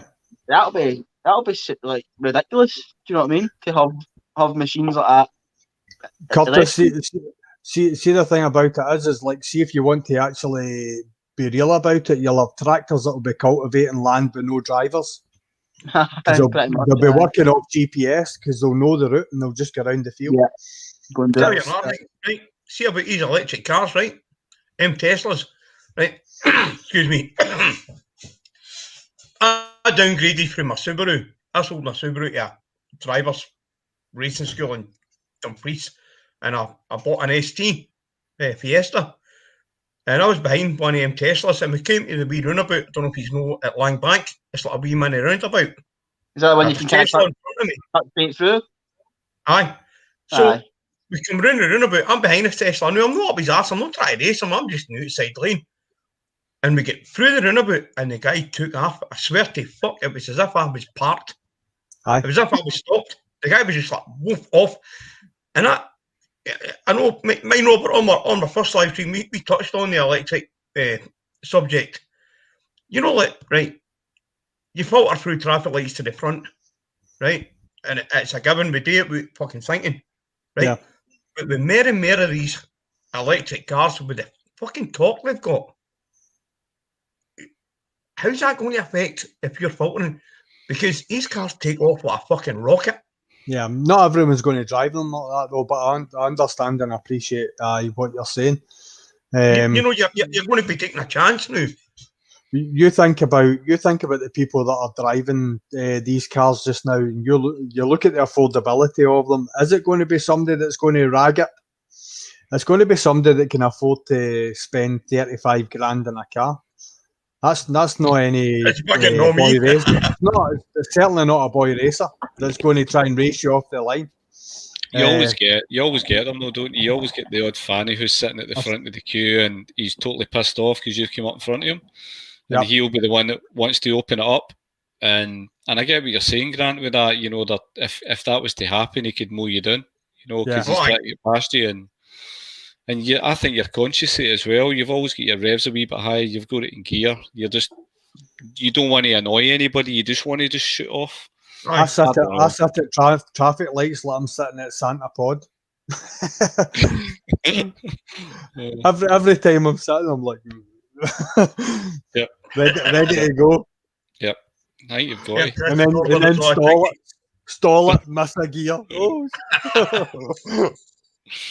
It's like I looked at a really nice Tesla about 2 months ago, me and my missus, and the guy and his wife came out as I was looking through the window, and he kind of looked at me and I went, mate, we're no robbers. I says, we ride bikes, but I'm just really looking at your car because, don't know if you've seen them, there's nothing on the dashboard, there's just a fucking a tablet screen right in the middle. In the middle, yeah. And the guy said, I'm still trying to get used to it, mate. He's like, I take my foot off the brake like kind of like an automatic, and I press the pedal. He's like, before I know it, I'm doing so miles an hour. Yeah.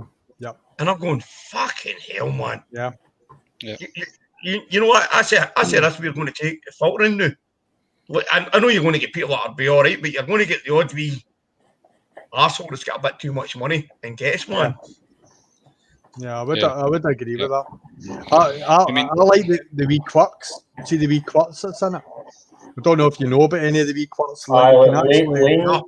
The lane assistance, so you can actually drive without your hands, and the minute you go towards the white lines, it automatically corrects itself, so you don't have to autopilot. It's got on it.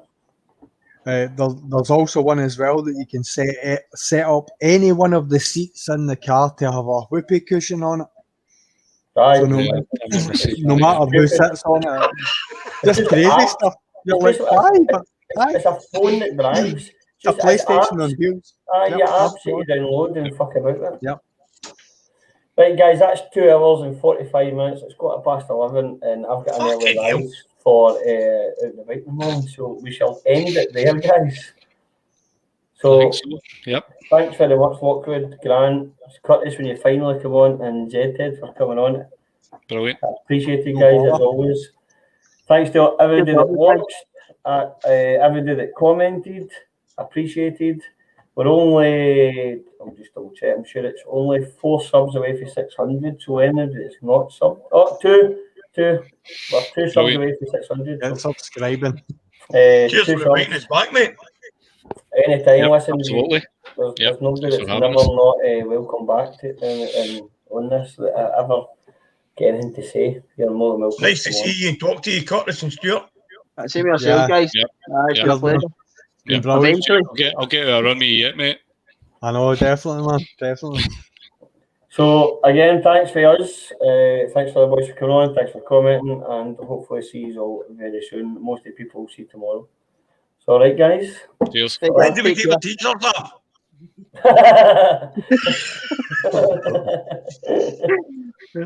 So, cheers, guys. On that note, yeah. Cheers very much, guys. Thanks. Hey, guys. Cheers. Take care.